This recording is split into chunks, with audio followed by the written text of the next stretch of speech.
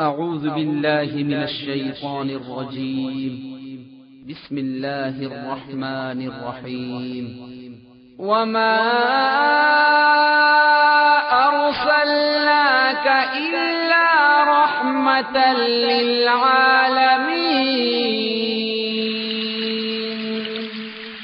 محمد رسول الله محمد رسول الله محمد رسول الله محمد رسول اللہ. جہاں میں ان سے چہرہ ہے نہ ہے خندہ جبھی کوئی، ابھی تک جن سکینہ اور دے ان سا ہنسی کوئی. نہیں رکھی ہے قدرت نے کمی تجھ میں، جو چاہا آپ نے مولا وہ رکھا ہے سبھی تجھ میں. محمد رسول اللہ محمد رسول اللہ محمد رسول اللہ محمد رسول اللہ. بدی کا دور تھا ہر سو، جہالت کی گھٹائیں تھیں، فساد و ظلم سے چاروں طرف پھیلی ہوائیں تھیں.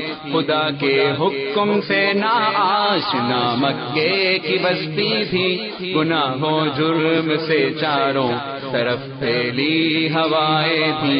خدا کے دین کو بچوں کا ایک کھیل سمجھتے تھے، خدا کو چھوڑ کر ہر چیز کو معبود کہتے تھے. وہ اپنے ہاتھ ہی سے پتھروں کے بت بناتے تھے، انہی کے سامنے جھکتے انہی کی حمد گاتے تھے. کسی کا نام عزا تھا، کسی کو اولاد کہتے تھے، وہ غلامی بڑے بت کو بتوں کا باپ کہتے تھے.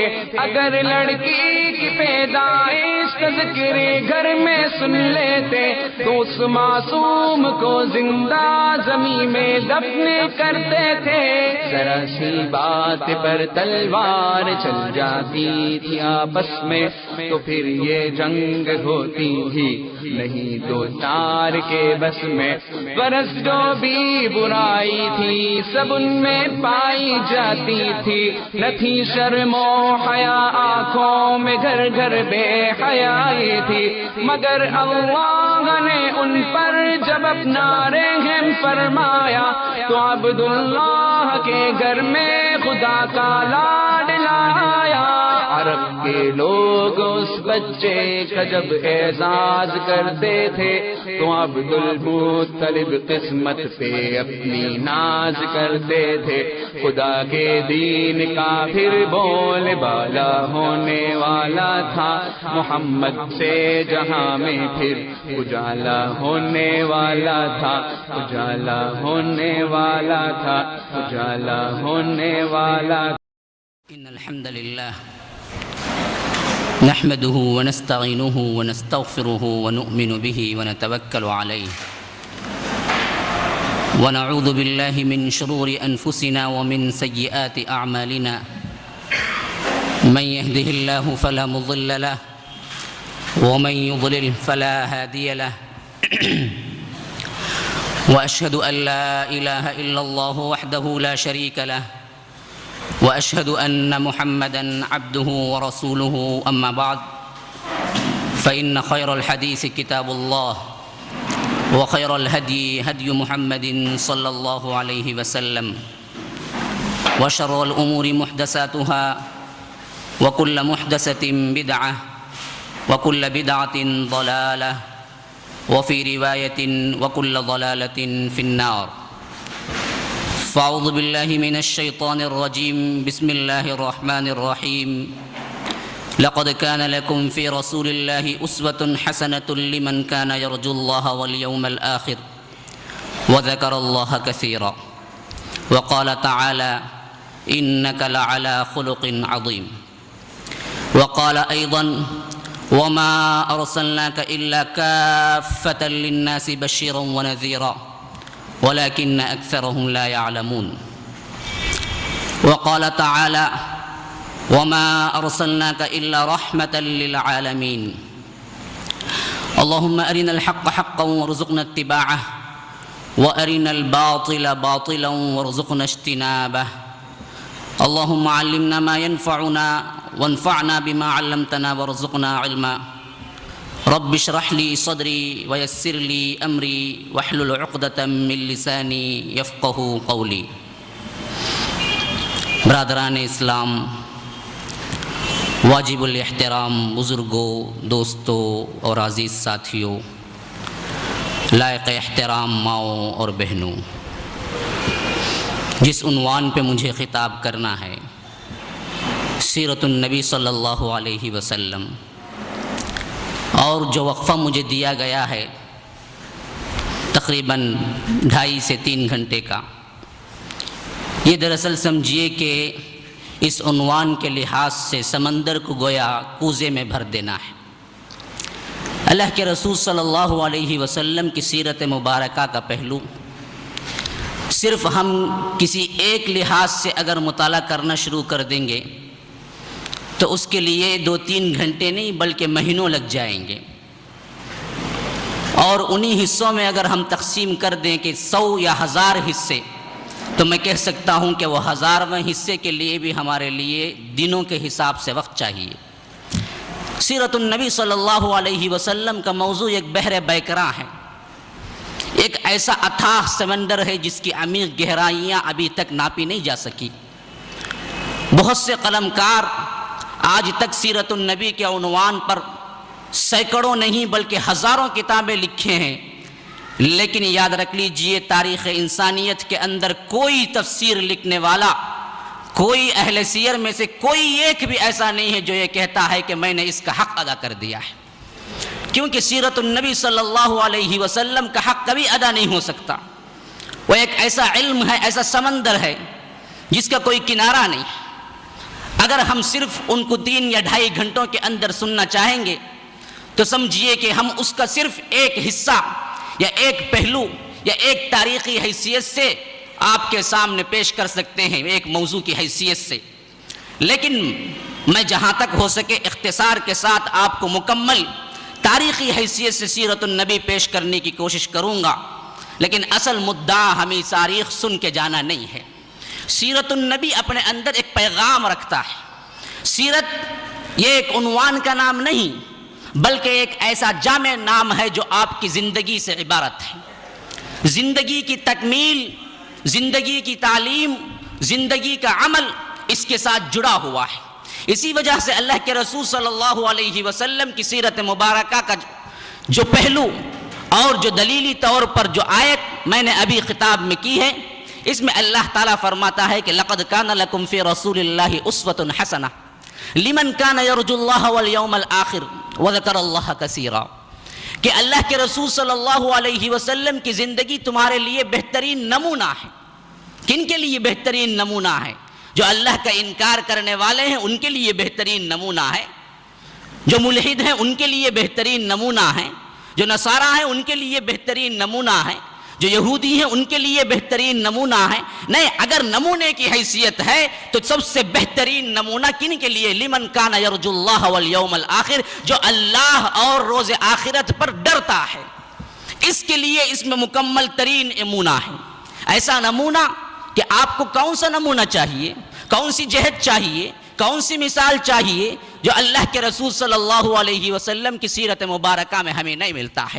باپ کی حیثیت سے دیکھنا ہو تو آپ فاطمہ کے باپ کو دیکھ لیجئے، بیٹے کی حیثیت سے دیکھنا ہو آمینہ کے بیٹے کو دیکھ لیجئے، شوہر کی حیثیت سے دیکھنا ہو خدیجۃ الکبریٰ کے شوہر کی حیثیت سے دیکھ لیجئے، سپہ سالار کی حیثیت سے دیکھنا ہو بدر کے میدان میں دیکھ لیجئے، احد کے میدان میں دیکھ لیجئے، خندق کے میدان میں دیکھ لیجئے. اس طرح اللہ کے رسول صلی اللہ علیہ وسلم نے کردار نبھائے ہیں. ہاں، بادشاہی کی حیثیت سے دیکھنا ہو مدینے کے تاجدار کو دیکھ لیجئے، جن کے فیصلے ہر ایک کے لیے یکساں ہوا کرتے تھے، جن کی عدالت کے اندر شاہ و گدا دونوں برابر ہوا کرتے تھے. آپ کون سی جہت چاہتے ہیں، کون سا نمونہ چاہتے ہیں، کون سی مثال چاہتے ہیں جو اللہ کے رسول صلی اللہ علیہ وسلم کی سیرت مبارکہ میں آپ کو نہیں مل سکتی؟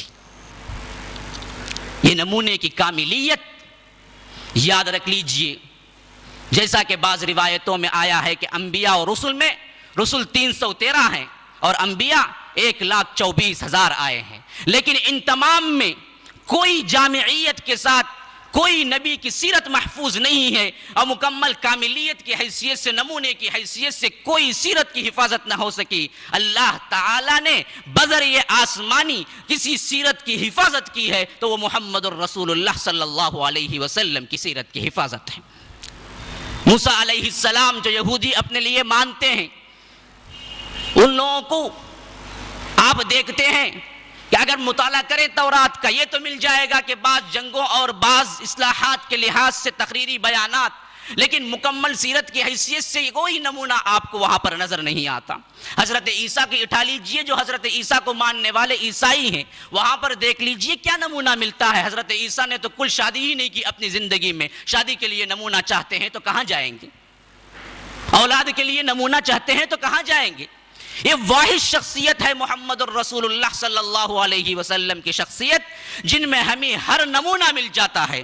اس نمونے کی کاملیت کی حیثیت سے ہی اللہ تعالیٰ کہتا ہے کہ یاد رکھو مسلمانوں، تمہارے لیے اگر آئیڈیل ہے، تمہارے لیے اگر نمونہ ہے تو وہ صرف اور صرف محمد الرسول اللہ صلی اللہ علیہ وسلم ہو سکتے ہیں۔ اس کے علاوہ کوئی اور نمونہ نہیں، کوئی اور ہیرو نہیں۔ مسلمانوں کے لیے کوئی اور ہیرو نہیں ہے۔ اسی طرح عورتوں کے لیے بھی، خواتین کے لیے بھی سن لیں، اگر مکمل نمونہ آپ مرد میں نہیں چاہتے ہیں تو آمینہ کا نمونہ، خدیجہ کا نمونہ، سودا کا نمونہ، ام المؤمنین حضرت عائشہ کا نمونہ، جویریہ کا نمونہ، ام المؤمنین میمونہ کا نمونہ، فاطمہ کا نمونہ، ام کلثوم کا نمونہ، زینب کا نمونہ آپ لوگوں کے سامنے کھلا ہوا ہے جو انہی سے تربیت یافتہ ہے۔ کسی اور نمونے کے لیے کہیں جھانکنے کی ضرورت نہیں ہے، کسی اور کو ہیرو بنانے کے لیے کوئی ضرورت نہیں ہے۔ ہمارا ہیرو ایک ہی ہے، ہمارا نمونہ اتنا مکمل ہے، اتنا کامل ہے، تو یاد رکھ لیجئے کسی معاملے میں، کسی مسئلے میں آپ کو حیران اور ششدر ہو کے کھڑ جانا نہیں پڑتا کہ یہاں مجھے مسئلے کا حل نظر نہیں آتا۔ یہی کاملیت، یہی جامعیت سیرت کا پیغام ہے کہ مسلمانوں دیکھو، سیرت النبی صلی اللہ علیہ وسلم کو اس نیت سے سنو۔ ابھی سننے والے تہیہ کر لیں کہ ایک تاریخی دستاویز نہیں ہے، ایک تاریخی ریکارڈ نہیں ہے جو آپ لوگ سننے جا رہے ہیں، بلکہ ایک عمل کا میدان ہے جس میں دعوت دی جا رہی ہے کہ یہ دراصل تمہارے لیے عمل کا سب سے بہترین نمونہ ہے، اور اس پر عمل کر کے ہی دنیا و آخرت کی کامیابی حاصل کر سکتے ہیں۔ یہ نیتیں ہوں ہمیں سیرت النبی صلی اللہ علیہ وسلم کی سنتے وقت۔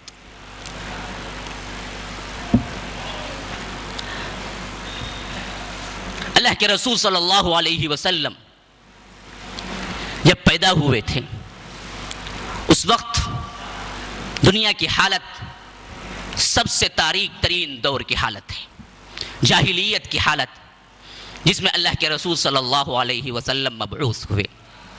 اس حالت کے پیش نظر یہ اچھی طرح یاد رکھ لیجئے، اللہ کا قانون یہی ہے، جب کبھی امتیں بگڑ جاتی ہیں اور جب کبھی امتیں اپنے اسلاف کا، اپنے سابقہ انبیاء کا لایا ہوا دین کو چھوڑ دیتی ہیں، تو اللہ تعالیٰ اس کی اصلاح کے لیے انبیاء کو بھیجا کرتا ہے۔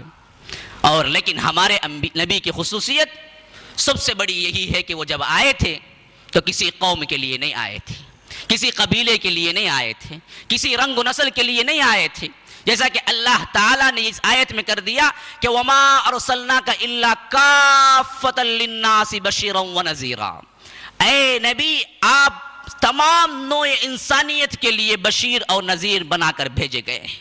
کافۃ للناس، بنی نوع انسانیت کے لیے، حتیٰ کہ ہمارے نبی انسانوں کے لیے نہیں ہیں، جنوں کے لیے بھی نبی ہیں۔ ہمارے نبی نبوت کے لحاظ سے، رحمت کے لحاظ سے صرف چرند و پرند کے لیے نہیں ہیں، بلکہ تمام عالم کے لیے، جمادات کے لیے، نباتات کے لیے بھی رحمت ہی رحمت ہے۔ اسی وجہ سے اللہ کے رسول صلی اللہ علیہ وسلم کہتے ہیں کہ میں پہچانتا ہوں کہ نبوت سے پہلے یہ درخت مجھے سلام کیا کرتا تھا، میں پہچانتا ہوں نبوت سے پہلے یہ پتھر مجھے سلام کیا کرتا تھا۔ اللہ کے رسول صلی اللہ علیہ وسلم کی کاملیت، اللہ کے رسول صلی اللہ علیہ وسلم کی رحمت للعالمین تقریباً تمام عالم کے لیے ہے، جس طرح رب العالمین تمام عالموں کے لیے ہے۔ الحمدللہ رب العالمین، حمد تعریف، ثنا سب اللہ ہی کے لیے ہے جو عالموں کا رب ہے، ایک عالم کا نہیں ہے بلکہ عالم ہے۔ ایک عالم ہم جانتے ہیں انسانوں کا عالم، ایک عالم ہم جانتے ہیں جنوں کا عالم، ایک عالم ہم جانتے ہیں چرند و پرند کا عالم، لیکن یاد رکھ لیجئے اگر عالموں کو ہمیں آپ تقسیم کرنا شروع کر دیں، ایک ایک صنف میں، ایک ایک الگ الگ نوع میں کئی عالم نظر آ جائیں گے۔ بحر کے اندر اٹھا لیجئے، سمندر کے اندر اٹھا لیجئے، ہم کو معلوم ہے کہ ایک مچھلی ہے، نہیں، ہزاروں قسم کی مچھلیاں اپنے اپنے عالم میں تیر رہی ہیں۔ ایسے کئی عالم ہیں، جیسا کہ روایتوں میں آتا ہے کہ 18,000 عالم ہیں جو اللہ تعالیٰ نے پیدا کی ہے۔ ان عالموں میں اشرف المخلوقات کو بنایا تو ہم ہی بنایا، بالکل بعین ہی اسی طرح رحمت للعالمین جب آئے تھے وہ بھی تمام عالم کے لیے آئے تھے۔ وما ارسلناک الا رحمت للعالمین، جیسا کہ سورہ انبیاء میں کہہ دیا گیا۔ وہی الحمدللہ رب العالمین، وہی عالمین کا صیغہ ہے وما ارسلناک الا رحمت للعالمین، کہ ہم نے نہیں بھیجا لیکن آپ کو رحمت للعالمین بنا کر بھیجا، تمام عالم کے لیے رحمت بنا کر بھیجا، انسانوں کے لیے رحمت، چرند و پرند کے لیے رحمت، جانوروں کے لیے رحمت، نباتات کے لیے رحمت، جمادات کے لیے رحمت، ہر ایک نوع کے لیے رحمت، حتیٰ کہ جانور بھی اللہ کے رسول صلی اللہ علیہ وسلم کے پاس فریاد کیا کرتے تھے کہ میرا آقا مجھے ظلم کر رہا ہے، میرے آقا مجھے بوجھ ڈال رہا ہے۔ اللہ کے رسول صلی اللہ علیہ وسلم ان کی فریادیں سنا کرتے تھے۔ یاد رکھ لیجئے یہ رحمت للعالمین، لیکن سب سے زیادہ جہاں برستی ہے، سب سے زیادہ جہاں پر اللہ تعالیٰ کا فضل ہوتا ہے وہ ان کی امت مسلمہ، امت محمدیہ ہے، جو کہتی ہے کہ مکمل طور پر آئیڈیل وہ نمونہ ہے جو ہم کہتے ہیں، عملاً ہمارا کردار لیکن ساتھ نہیں دیتا۔ لیکن یاد رکھ لیجئے ادنا سے ادنا مسلمان بھی کبھی یہ نہیں کہتا کہ یہ ہمارے ہیرو نہیں ہے، عمل سے ثابت نہیں ہے، لیکن اتنا تو زبان سے اقرار کرتے ہیں ہم امت مسلمہ کہ اگر آئیڈیل ہو، نمونہ ہو، پیروی کے لائق ہو، اتباع کے لائق ہے تو وہ صرف اور صرف محمد الرسول اللہ صلی اللہ علیہ وسلم ہے۔ اللہ کے رسول صلی اللہ علیہ وسلم کی سیرت مبارکہ شروع کرنے سے پہلے میں نے یہ تعارفی کلمات اس وجہ سے آپ لوگوں کے پاس کہہ دیے کہ آپ مضمون پہ مکمل توجہ دیں۔ جب توجہی کے ساتھ سنیں گے تو یاد رکھ لیجئے بات بھی بیٹھے گی اور اس کے جو لوازمات ہیں، مقاصد ہیں، یہ بھی دل کے اندر کرنے کی امنگیں اور آرزویں پیدا ہوں گی۔ تو اب آئیے اللہ کے رسول صلی اللہ علیہ وسلم کی سیرت نگاروں نے جب بھی لکھا ہے کہاں سے شروع کی ہے؟ وہ ہے اللہ کے رسول صلی اللہ علیہ وسلم کا خاندان۔ کیوں؟ آپ بھی جب کسی سے پوچھتے ہیں تو کیا پوچھتے ہیں؟ جب بھی تعارف حاصل کرتے ہیں تو کیسے کرتے ہیں؟ بتائیں آپ کا نام کیا ہے، کہاں کے ہیں، کس خاندان کے ہیں؟ یہ ہر ایک تعارف حاصل کرنے والا دوسرے سے اپنے لازمی کلمات ہیں جو جب بھی وہ تعارف حاصل کرنا چاہتا ہے تو پوچھتا ہے کہ کس خاندان سے ہو، نام کیا ہے، کہاں سے آئے ہو۔ بعین ہی اللہ کے رسول صلی اللہ علیہ وسلم کی سیرت مبارکہ ہمیشہ کسی بھی سیرت کی کتاب کو کھول کے دیکھ لیجئے، وہاں پر آپ کو سب سے پہلے لکھا ہوا ملے گا اللہ کے رسول صلی اللہ علیہ وسلم کا خاندان، اللہ کے رسول صلی اللہ علیہ وسلم کا نسب۔ اللہ کے رسول صلی اللہ علیہ وسلم کے نسب کو اللہ تعالیٰ نے اتنا محفوظ رکھا، سیرت نگاروں نے اتنا اس پہ کام کیا ہے، اتنا اس پہ کام کیا، آپ اندازہ نہیں کر سکتے۔ آپ اپنے دماغ کے کسی حاشیے میں یہ تصور نہیں لا سکتے کہ اللہ کے رسول صلی اللہ علیہ وسلم کا صرف باپ کا نام نہیں، ان کے باپ کا نام نہیں، بلکہ سیرت نگاروں نے اتنی تحقیق کی ہے، اتنا وقت صرف کیا ہے کہ اللہ کے رسول صلی اللہ علیہ وسلم کے سلسلے نسب حضرت آدم تک پہنچائے ہیں۔ یقیناً اس میں کچھ غلطیاں ہیں، لیکن یاد رکھ لیجئے جو محنت اس سلسلے میں کی گئی ہے، تاریخ انسانیت کے اندر آدم سے لے کر قیامت تک آنے والا کوئی انسان ایسا نہیں ہو سکتا جس کے ناموں کے ساتھ، اس کے باپوں کے ناموں کے ساتھ اس کا خاندانی نسب آدم تک پہنچتا۔ وہ صرف ایک ہستی ہے، وہ محمد الرسول اللہ صلی اللہ علیہ وسلم کی ہستی ہے، جو آج بھی ریکارڈ ہے کہ اللہ کے رسول کے باپ کے نام سے لے کر حضرت آدم تک کتنے باپ ہوئے تھے ان تمام کے نام ریکارڈ ہیں۔ اور ان میں 3 طرح کی تقسیمات ہیں۔ ایک تو وہ حصہ ہے جو حضرت ابراہیم سے لے کر اللہ کے رسول صلی اللہ علیہ وسلم کا حصہ ہے، ایک حصہ تو وہ ہے جو حضرت ابراہیم سے اوپر حضرت آدم تک کا حصہ ہے۔ لیکن یاد رکھ لیجئے اللہ کے رسول صلی اللہ علیہ وسلم خود اس بارے میں سب سے اصح تر بات کہتے ہیں کہ میں عدنان کی اولاد ہوں، اور عدنان اللہ کے رسول صلی اللہ علیہ وسلم کے نسب میں 21ویں پشت پہ آتے ہیں۔ تصور کر کے دیکھ لیں، کسی کو یاد ہے؟ کوئی بیٹھنے والے بتا دیں کہ باپ کا نام تو بتا سکتے ہیں، کوئی دادا کا نام بھی آج یاد رکھنے کا رواج نہیں ہے، نسل بڑی آگے جا رہی ہے، بڑی تیزی کے ساتھ آگے ہے، باپ کا نام بھی دادا کا نام بھی نہیں اگر کوئی جان لیتا پردادا کا نام جان لیتا، لیکن اس کے دادا کا نام کوئی نہیں جانے گا۔ یاد رکھ لیجئے، آپ اپنے دادا کے دادا کا نام کوئی یاد رکھا ہوا ہے یہاں پر؟ میں سمجھتا ہوں کوئی نہیں ہوگا۔ 4 پشتوں میں ہم بھول جاتے ہیں۔ اللہ کے رسول صلی اللہ علیہ وسلم کا سب سے صحت مند نسب کا حصہ، جسے خود اللہ کے رسول صلی اللہ علیہ وسلم کہتے ہیں کہ میں فلاں ابن فلاں ابن فلاں ابن فلاں ابن فلاں ابن 21 نام لے کے 21ویں پشت پہ کہتے ہیں کہ میں عدنان کی اولاد ہوں۔ یہ عدنان، یہ اللہ کے رسول خود کہنے والا نسب ہے، بڑا پیارا ہے۔ محمد بن عبداللہ بن عبد المطلب بن ہاشم بن عبد مناف بن قصی بن کلاب بن مرہ بن کعب بن لوئی بن غالب بن فہر بن مالک بن نضر بن کنانہ بن خزیمہ بن مدرکہ بن الیاس بن معاذ بن نزار بن معد بن عدنان۔ اللہ کے رسول صلی اللہ علیہ وسلم کہتے ہیں کہ میں انہی کا بیٹا ہوں۔ 21 نام لیتے ہیں۔ عدنان وہ شخصیت ہے جو 40ویں پشت پہ حضرت ابراہیم کے بیٹے ہیں۔ اس حیثیت سے حضرت ابراہیم تک اللہ کے رسول صلی اللہ علیہ وسلم کا سلسلہ نسب 61 پشتوں پر 60 پر 1 پشتوں پر پہنچتا ہے۔ اللہ کے رسول صلی اللہ علیہ وسلم اپنے بارے میں خود کہتے ہیں کہ میں 2 ذبیحوں کی اولاد ہوں۔ کیسے 2 ذبیحوں کی اولاد ہوں؟ اللہ کے رسول صلی اللہ علیہ وسلم نے یہ کیوں کہا کہ میں 2 ذبیحوں کی اولاد ہوں؟ تو یاد رکھ لیجئے، ایک ان کی نسل میں جد امجد دادا جو حضرت اسماعیل علیہ السلام تھے، ان کو ان کے باپ حضرت ابراہیم نے ذبح کیا تھا، اسی کے عوض تو اللہ تعالیٰ نے وہ دمبا جنت سے عطا کر دیا، اور انہی کی یاد میں تو ہم ہر سال قربانی کیا کرتے ہیں۔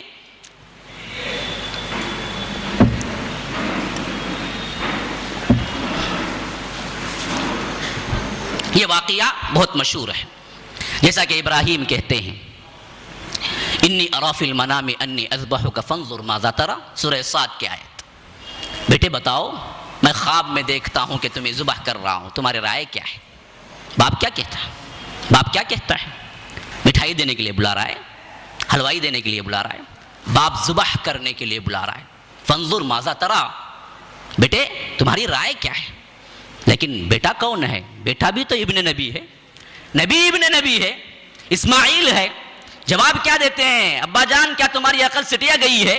کیا پرانی باتیں لے کے بیٹھ گئے ہو؟ مجھے ذبح کرنا چاہتے ہو اتنی مدت کے بعد جبکہ میں جنے ہیں آپ؟ نہیں، وہ نبی ہیں، وہ سمجھتے ہیں کہ نبی کا خواب بحکم الہی ہوا کرتا ہے، خواب نہیں ہوا کرتا جو عام انسان کا ہوتا ہے، جس طرح پراگندہ خیالات ہوتے ہیں، اضغاث و احلام ہوتے ہیں۔ نہیں، نبی کا خواب بحکم الہی ہوتا ہے۔ اسی وجہ سے باپ کہتا ہے کہ فانظر ماذا تری، تمہاری رائے کیا ہے؟ میں نے خواب میں دیکھا ہے۔ لیکن اسماعیل کہتے ہیں کہ افعل ما تؤمر، جو حکم آپ کو دیا جا رہا ہے وہ کر گزریے۔ باپ کہتے ہیں میں خواب میں دیکھا، بیٹا کہہ رہا ہے نہیں، یہ حکم ہے، یہ حکم ہے، فانظر ماذا تری۔ قال یا ابت افعل ما تؤمر، اے ابا جان جو کچھ آپ کو حکم دیا جا رہا ہے وہ کر گزریے۔ تو غرض وہ واقعہ بھی بڑا دل دہلا دینے والا ہے۔ ابراہیم اللہ تعالیٰ کے ایک حکم پہ آنکھوں پہ پٹی باندھ کے اپنے ہی بیٹے کے، اپنے ہی جگر کے ٹکڑے کو لٹا دیا۔ فلما اسلما وتلہ للجبین، اللہ بھی بڑے لطیف پیرائے میں ذکر کر رہا ہے کہ جب انہوں نے لٹایا تو ایسے لٹایا کہ آنکھیں بل تھی، پیشانی کے بل لٹوا دیا۔ کیوں؟ اگر آنکھیں 4 ہو جائیں باپ اور بیٹے کی تو کہیں محبت پدری غالب نہ آ جائے، باپ کی محبت کہیں غالب نہ آ جائے اور اس کے اندر کا ایمان کچھ ڈگمگا نہ جائے۔ اس وجہ سے اللہ کہتا ہے کہ جب انہوں نے لٹایا تو پیشانی کے بل انہیں لٹا دیا۔ اسلما وتلہ للجبین ونادیناہ ان یا ابراہیم قد صدقت الرؤیا انا کذالک نجزی المحسنین، کہ اس طرح انہوں نے خواب کو بالکل سچ کر دکھایا۔ تو اللہ کہتا ہے کہ اے ابراہیم یہ تو صرف ایک آزمائش کے لیے تھا، ہم اب جنت سے تمہارے لیے ذبیحہ عطا کرتے ہیں، ہم اسی طرح بدلہ دیا کرتے ہیں، کذالک نجزی المحسنین، محسنین کو۔ تو غرض یہ ابتدا تھی، جد امجد ایک مرتبہ اللہ کی راہ میں ذبیح ہو چکے تھے۔ اسی وجہ سے اللہ کے رسول صلی اللہ علیہ وسلم نے کہا کہ میں 2 ذبیحوں کی اولاد ہوں۔ پھر دوسرا ذبیح کون تھا؟ تو یاد رکھ لیجئے ایک نسل کا ایک حصہ اگر ہم ابراہیم پہ منتہج کرتے ہیں تو آخری حصے میں ایک ان کے باپ حضرت عبداللہ بھی ایک مرتبہ اللہ کی راہ میں ذبح ہوتے ہیں۔ کیسے؟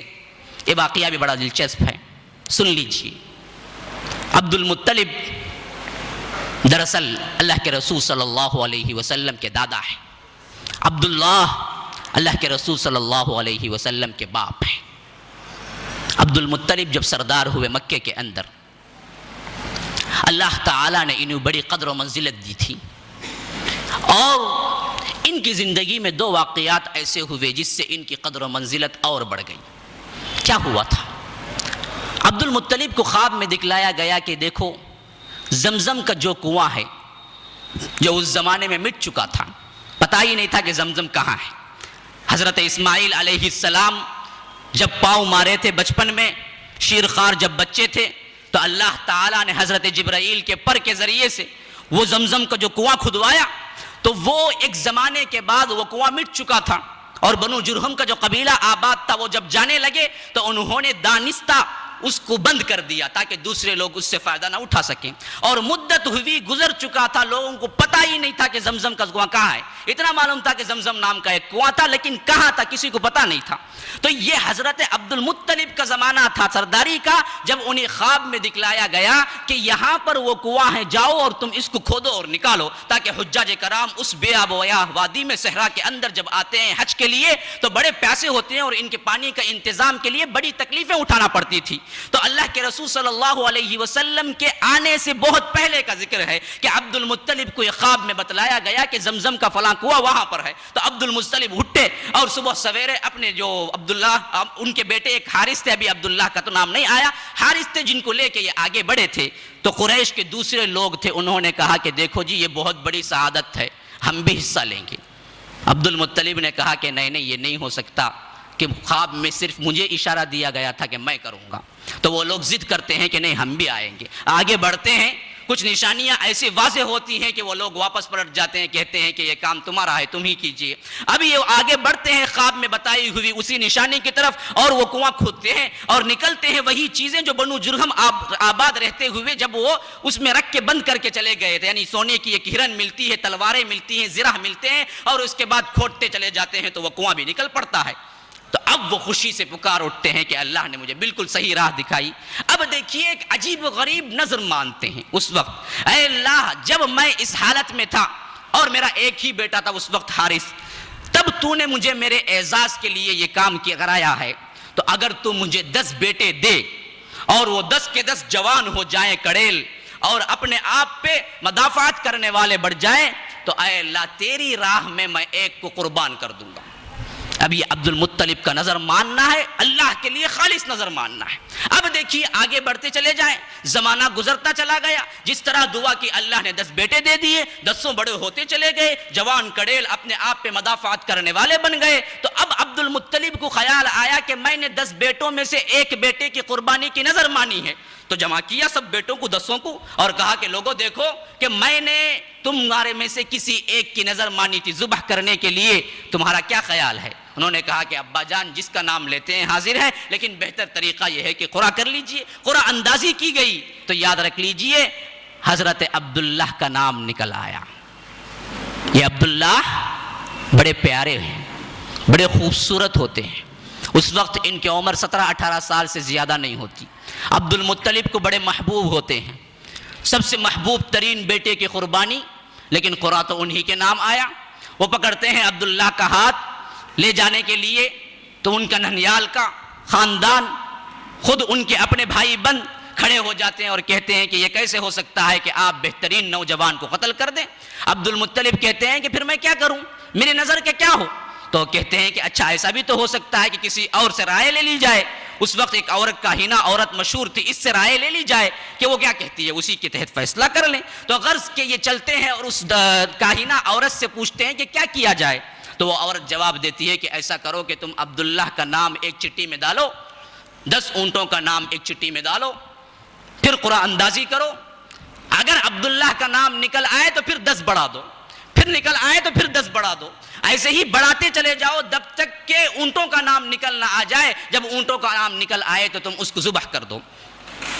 عبد المطلب کو یہ رائے پسند آتی ہے، وہ واپس آتے ہیں، قرعہ اندازی کرتے ہیں، عبداللہ کا ایک چٹی پہ نام، 10 اونٹوں کا ایک چٹی پہ نام اٹھائے تو عبداللہ ہی کا نام، پھر 10 کے بجائے 20، پھر دیکھے پھر عبداللہ ہی کا نام، 20 کے بجائے 30، پھر عبداللہ ہی کا نام، 30 کے بجائے 40، پھر عبداللہ ہی کا نام، 50، 60، 70، 80، 90، 100 جب پہنچتی ہے تعداد تو تب نکالتے ہیں تو اونٹوں کا نام نکل آتا ہے۔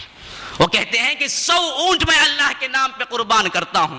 یہی بات ہے، یاد رکھ لیجئے، جاہلیت میں انسان کا خون بہا، بلڈ ڈونیشن جو دیا جاتا ہے، خون بہا، یاد رکھ لیجئے اس سے پہلے 10 اونٹ تھا، لیکن اس واقعے کے بعد سے جاہلیت کے زمانے میں بھی 100 اونٹ مقرر کر دیا گیا، اور آج تک شریعت اسلامیہ میں کسی انسان کا قصاص خون بہے پر ادا کرنا ہے تو 100 اونٹ کی قیمت یا 100 اونٹ ادا کرنا ہے۔ اسی واقعے سے متعین ہوا تھا جب عبد المطلب نے وہ قرعہ اندازی کی اور 100 اونٹ پہ قرعہ نکل آیا اور عبداللہ چھوٹ گئے، 100 اونٹ قربان کر کے عبد المطلب نے وہی پھیلا دیا اور کہہ دیا کہ کسی کے لیے اس میں رکاوٹ نہیں، جو چاہے جتنا چاہے گوشت لے کے چلا جائے، یہ سب اللہ کی راہ میں ہے۔ اسی وجہ سے اللہ کے رسول صلی اللہ علیہ وسلم نے کہا کہ میں 2 ذبیحوں کی اولاد ہوں، ایک تو میں اپنے باپ کے لحاظ سے ذبح کیا جانے والا، اسی طرح میرے جد اعلیٰ دادا جو پہلے تھے حضرت اسماعیل، وہ بھی ایک مرتبہ اللہ کے حضور ذبح کرنے والے تھے۔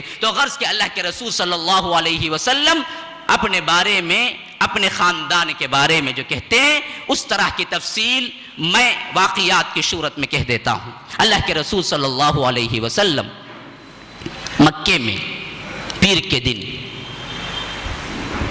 ایک روایت جو مشہور ہے 12 ربیع الاول کی تاریخ تھی، لیکن یاد رکھ لیجئے علمی میدان میں جنہوں نے تحقیقی کام کیا ہے، خاص کر میں حوالہ دیتا ہوں محمود باشا فلکی کا جو مصری ہیں، جو فلکیات کے ماہر ہیں، اور اسی طرح سیرت النبی کی وہ مایا ناز کتاب جو رابطہ عالم اسلامی نے اول انعام دیا تھا رحیق المختوم کے مصنف مولانا صفی الرحمن مبارک پوری نے، پوری تصحیح کے ساتھ، اسی طرح ہندوستان کے سب سے بڑے مؤرخ جو رحمت للعالمین کے مصنف ہیں سید سلیمان سلمان منصور پوری نے پوری تحقیق کے ساتھ لکھا ہے کہ 12 ربیع الاول کے دن پیر کا نہیں آ سکتا، کیونکہ گرہن جو ہوا ہے سورج کا، اگر اس کا حساب لگایا جائے، اس زمانے میں حساب کے لیے یہی ایک نشانی تھی، تو پیر کا دن اگر پڑتا ہے ربیع الاول کے مہینے میں تو وہ 9 ربیع الاول کی تاریخ تھی۔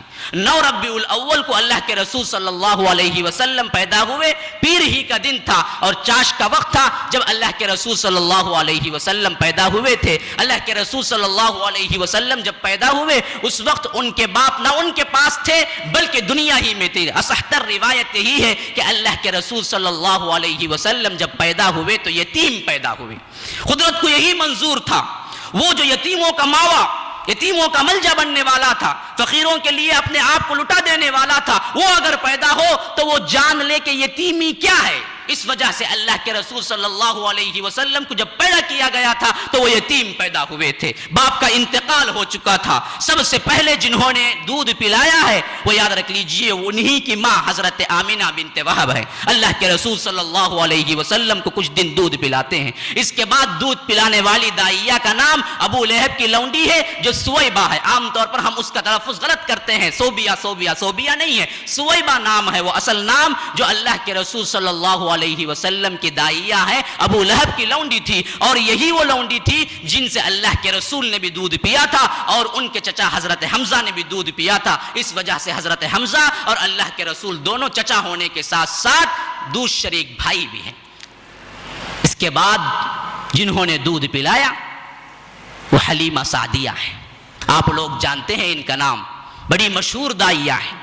اللہ کے رسول صلی اللہ علیہ وسلم کو انہوں نے کیسے دودھ پلایا، یہ واقعہ کیسے ہوا، اس سے پہلے یاد رکھ لیجئے اللہ کے رسول صلی اللہ علیہ وسلم جب پیدا ہوئے تھے تو اس کو ان کے دادا نے نام رکھا تھا محمد، ماں نے نام رکھا تھا احمد صلی اللہ علیہ وسلم۔ بڑا عجیب نام ہے، عرب میں اس سے پہلے کوئی تاریخ میں یہ نام نہیں ملتا کہ محمد کسی نے رکھا ہو، بڑا عجیب نام ہے۔ اسی طرح ایک روایت ہے کہ مامنہ ان کو خواب میں بشارت دی گئی تھی کہ تمہارا جو لڑکا ہونے والا ہے اس کا نام احمد رکھو۔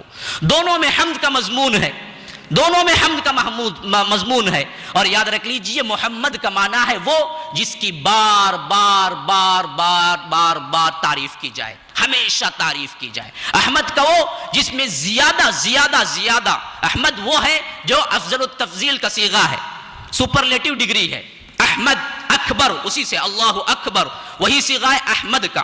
تو یہ بھی کیا ہے؟ زیادہ سے زیادہ تعریف ہو. یہ دونوں نام اللہ تعالیٰ نے بذریعے اپنے اذن الہی کے گویا کہ محمد الرسول اللہ صلی اللہ علیہ وسلم جب دنیا میں تشریف لائے تھے اسی وقت لکھ دیا کہ تمہارا نام اتنا بلند ہوگا، اتنا بلند ہوگا، اتنا بلند ہوگا کہ تاریخ انسانی میں کوئی اور شخصیت نہ ابھری نہ ابھر سکتی ہے. سب کا نام سب کے نام سے زیادہ بلند ہوگا. وَرَفَعْنَا لَكَ ذِكْرَكَ، جیسا کہ اللہ کہتا ہے سورہ علم نشرح میں کہ ہم تمہارا ذکر بہت بلند کر دیں گے. وَلَسَوْفَ يُعْطِيكَ رَبُّكَ فَتَرْضَىٰ، ہم تمہیں اتنا دیں گے، اتنا دیں گے، اتنا دیں گے کہ تم راضی ہو جاؤ گے.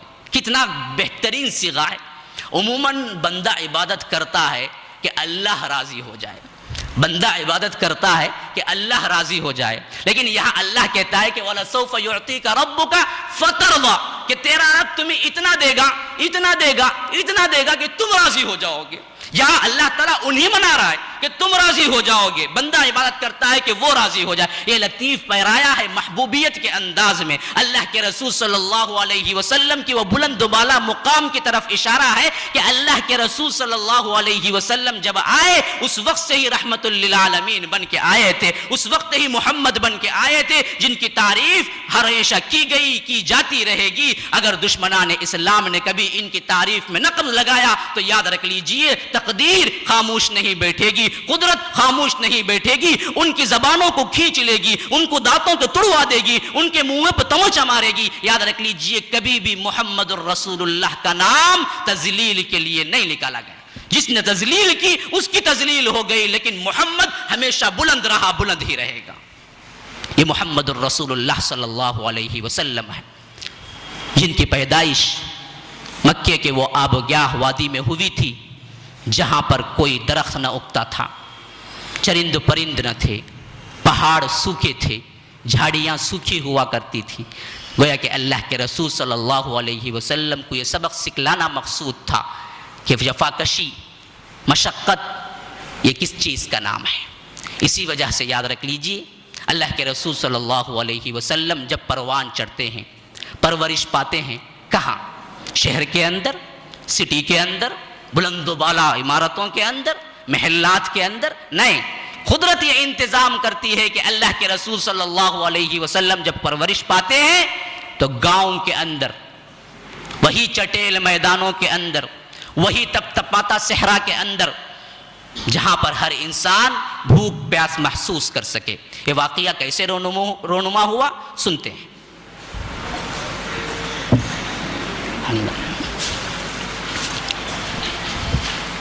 اللہ کے رسول صلی اللہ علیہ وسلم جب مکے میں پیدا ہوتے ہیں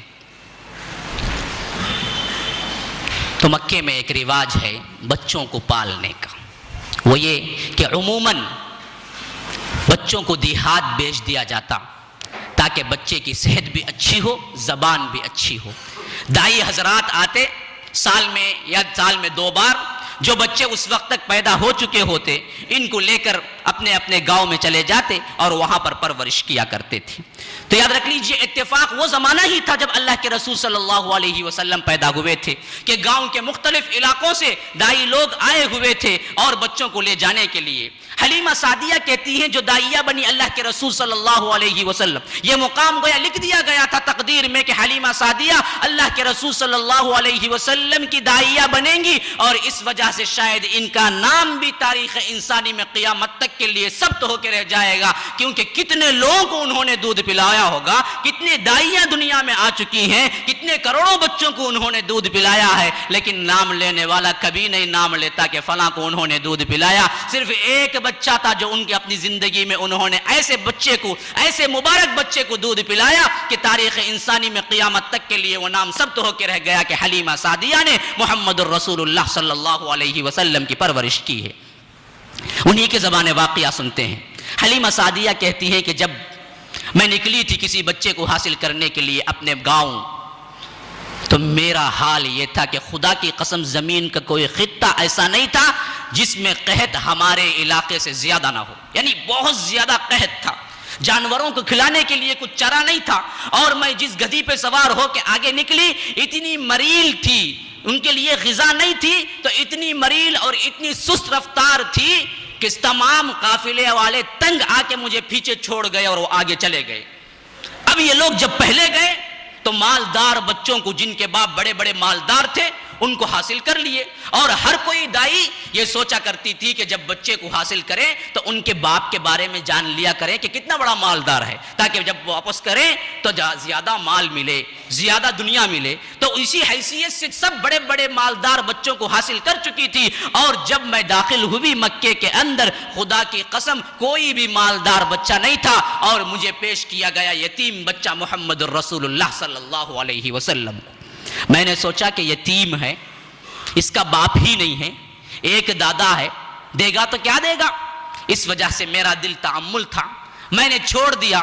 پھر کوئی اور ڈھونڈنے لگی، حتیٰ کہ جب میں نے دیکھا کہ کوئی بچہ مجھے نہ ملا اور میں واپس ہونے والی ہوں، کیونکہ وقت ہو چکا تھا ہمارا کہ سب لوگ قافلے والے ریٹرن جانے والے تھے واپس، تو اس وقت مجھے خیال آیا کہ اگر میں خالی ہاتھ جاؤں تو لوگ میرا مذاق اڑائیں گے۔ یہ کیسے ہو سکتا ہے کہ سب آنے والوں کو ایک ایک بچہ تو مل جائے لیکن میں خالی ہاتھ جاؤں؟ تو میں جل پہ جبر کر کے گئی تھی اور اسی بچے کو لے لیا جو یتیم تھی، کہ چلو کوئی بچے کے بغیر جانے کے بجائے ہم اسی بچے کو لے کے چلے جاتے ہیں۔ لیکن عجیب بات ہے، حلیمہ سعدیہ کہتی ہے کہ جیسے ہی میں نے بچے کو ہاتھوں میں لیا، ایک عجیب تبدیلی رونما ہو گئی۔ چھاتیوں میں جہاں دودھ سوکھا پڑا ہوا تھا، کوئی دودھ نہیں تھا، خود میرے بچے کے لیے دودھ نہیں تھا، لیکن جب محمد الرسول اللہ کو میں نے چھاتی سے لگایا تو دودھ بھر کے محمد الرسول اللہ نے بھی پیا، بعد کے جتنے ان کے رضائی بھائی تھے سبھی نے بھی پیا۔ پھر میں گدی پہ سوار ہوئی تو گدی اتنی تیز رفتار نکلی کہ قافلے والے کہنے لگے کہ ارے حلیمہ کیا ہوگا، کیا یہ تیری ہی گدی تھی جس پہ تو آئی تھی؟ ہمیں تو ایسا لگتا ہے کہ تو نے گدی بدل دی ہے۔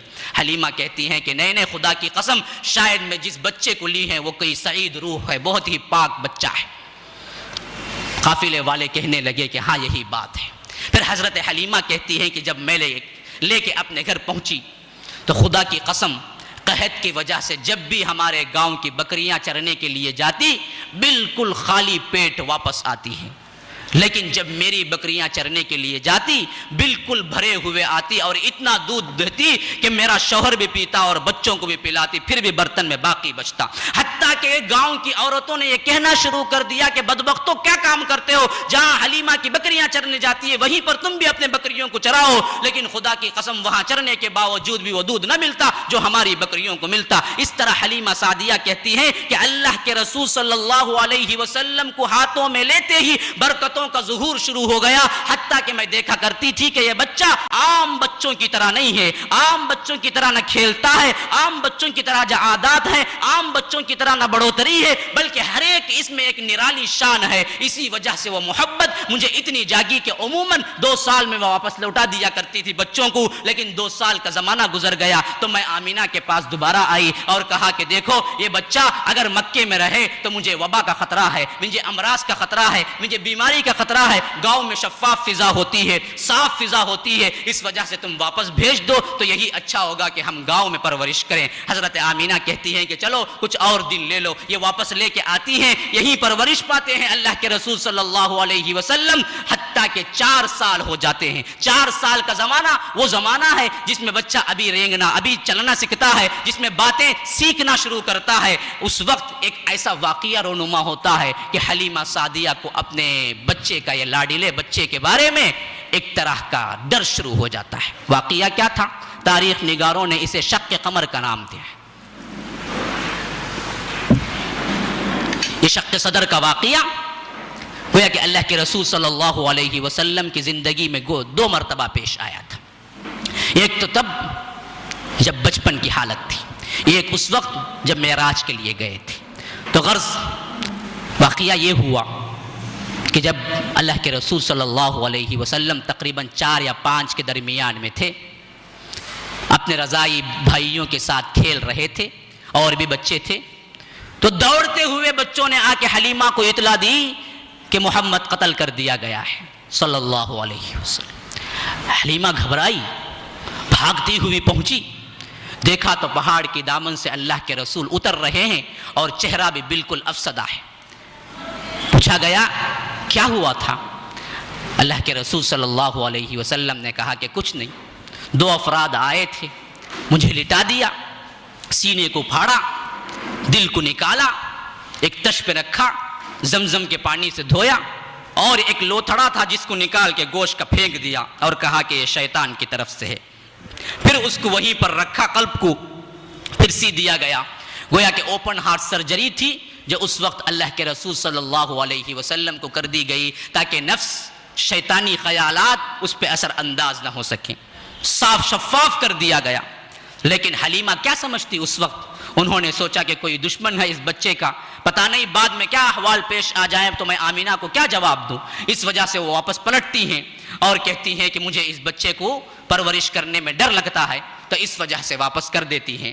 اب دیکھیے کہ 5 سال کی عمر کے بعد اللہ کے رسول صلی اللہ علیہ وسلم اپنی ماں کے ساتھ رہتے ہیں، یہاں تک کہ جب 6 سال کی عمر ہوتی ہے تو حضرت آمینہ کو اپنے فوت شدہ شوہر عبداللہ کی یاد بڑی ستاتی ہے، اور یہ عبداللہ مکے میں وفات نہیں پاتے ہیں۔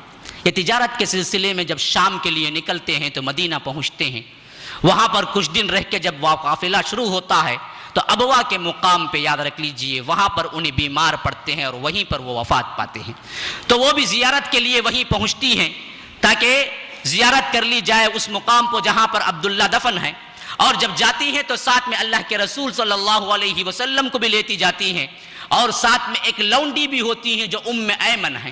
یہی وہ ام ایمن ہے جو تاریخ انسانی میں، تاریخ اسلام میں بڑی مشہور ہوئی ہے، اور بعد میں آگے چل کر اسلام کا زمانہ پایا ہے اور اللہ کے رسول صلی اللہ علیہ وسلم کو گود کھلایا ہے، لیکن نوجوانی کا بھی زمانہ پایا، پھر نبوت کا زمانہ بھی پایا۔ اللہ کے رسول صلی اللہ علیہ وسلم سے اتنی محبت تھی اور اللہ کے رسول کو بھی ام ایمن سے اتنی محبت تھی کہ ایک مرتبہ اللہ کے رسول نے ام ایمن کی طرف اشارہ کر کے کہا کہ لوگوں دیکھو، اگر جنتی عورت کو دیکھنا چاہتے ہو تو ام ایمن کو دیکھ لو، یہ ان کا مرتبہ و مقام ہے۔ یہ ام ایمن جب اللہ کے رسول صلی اللہ علیہ وسلم 4-5 سال کے دائرے میں ہوتے ہیں تو اس وقت ساتھ ہیں، تو غرض کہ اللہ کو یہ منظور تھا کہ جب واپسی کے لیے پلٹی تو یاد رکھ لیجئے حضرت آمینہ کے وفات کا وقت بھی آ چکا تھا۔ 6 سال کی عمر ہوئی تو اللہ کے رسول صلی اللہ علیہ وسلم کی ماں کا بھی انتقال ہو گیا۔ وہ بچے کا ذرا تصور کر کے دیکھ لیجئے، جو پیدا ہوا یتیم تھا، 6 سال کی عمر میں ماں بھی چھوڑ کے چلی گئی، اب بالکل یتیم ہے، نہ ماں ہے نہ باپ ہے، بے یار و مددگار۔ کیوں؟ اللہ تعالیٰ بغیر سہارے کے امت رسول کو بتلانا چاہتا تھا کہ یہ محمد الرسول اللہ صلی اللہ علیہ وسلم نے ہم نے پوری نگرانی میں لیا تھا۔ یاد رکھ لیجئے اللہ کے رسول صلی اللہ علیہ وسلم جب یتیم واپس پلٹتے ہیں، ام ایمن ان کو ہاتھوں میں اٹھا کے لاتی ہیں۔ عبد المطلب کو معلوم ہوتا ہے کہ اب یہ بچہ وہ بچہ ہے، نہ اس کا باپ ہے نہ ماں ہے، تو دادا کے دل کے اندر محمد الرسول اللہ کی شفقت امٹ کے پڑتی ہے، محبت ابل کے آتی ہے، اور وہ چمٹا لیتے ہیں اس بھتیجے کو، اپنے بھتیجے کو، اور عبد المطلب کہتے ہیں کہ خدا کی قسم یہ میری کفالت میں رہے گا۔ عبد المطلب اللہ کے رسول صلی اللہ علیہ وسلم کو اپنی کفالت میں لے لیتے ہیں، لیکن قدرت کو کچھ اور ہی منظور تھا۔ یہ کفالت بھی کوئی طویل نہیں ہوئی، 8 سال 2 مہینے 10 دن کی عمر ہوتی ہے۔ اللہ کے رسول صلی اللہ علیہ وسلم گویا صرف 2 سال عبد المطلب کی کفالت میں ہوتے ہیں کہ وہ وقت بھی آ پہنچتا ہے جو کبھی ٹلنے والا نہیں ہے، نہ کسی کے لیے ٹلنے والا ہے۔ موت ایک حقیقت ہے، اور یہی موت عبد المطلب کو بھی آ لیتی ہے جبکہ ان کی عمر 82 سال کی ہوتی ہے، 80 پر 2 سال کی عمر۔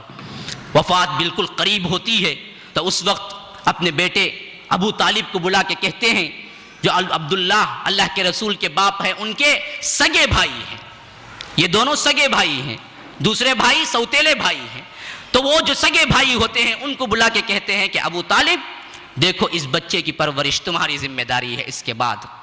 اور جب ابو طالب اپنی زیر کفالت میں لیتے ہیں تو یاد رکھ لیجئے تاریخ انسانی نے یہ حیرت انگیز نمونہ دیکھا ہے کہ کسی چچا نے اپنے بھتیجے کے لیے ایسی پرورش و پرداخت نہ کی ہوگی جس طرح ابو طالب نے محمد الرسول اللہ صلی اللہ علیہ وسلم کی کفالت کی ہے، حتیٰ کہ اپنے بیٹوں سے زیادہ محبوب رکھا کرتے تھے۔ اور یہ کفالت صرف 1-2 سال کے لیے نہیں تھی بلکہ تقریباً 40 سال پہ محیط تھی۔ اگر ہم صحیح طور پر اندازہ کر سکے تو 8 سال کا عرصہ نکالے دیں تو 40 پر 2 سال تک جبکہ اللہ کے رسول صلی اللہ علیہ وسلم کی عمر 50 سال کے لگ بھگ تھی تب انتقال ہوا ہے ابو طالب کا، اور اس وقت تک انہوں نے ہمیشہ اللہ کے رسول صلی اللہ علیہ وسلم کی کفالت کی ذمہ داری میں کبھی پیچھے نہیں ہٹا. اتنا محبوب رکھتے تھے کہ اپنے بستر پہ سلواتے تھے، اتنا محبوب رکھتے تھے آپ جہاں بیٹھتے وہاں بٹواتے تھے. جب انہی کعبۃ اللہ کے اندر فرش بچھایا جاتا تھا جس پہ کسی پر بیٹھنے کی اجازت نہیں تھی، لیکن یہ بچہ جب آتا شوخیاں بھکارتا تو یاد رکھ لیجئے ابو طالب اٹھا کے اسی فرش پہ بٹھا لیتے. ان کے بیٹے اٹھا کے کھینچتے تو وہ کہتے کہ خدا کی قسم یاد رکھو یہ بچے کی شان بڑی نرالی ہے، اس کو مت پکڑو کہ یہ جہاں چاہے بیٹھ سکتا ہے. اس کے چہرے سے وہ محبت ٹپکتی ہے، وہ چیزیں بات معلوم ہوتی ہیں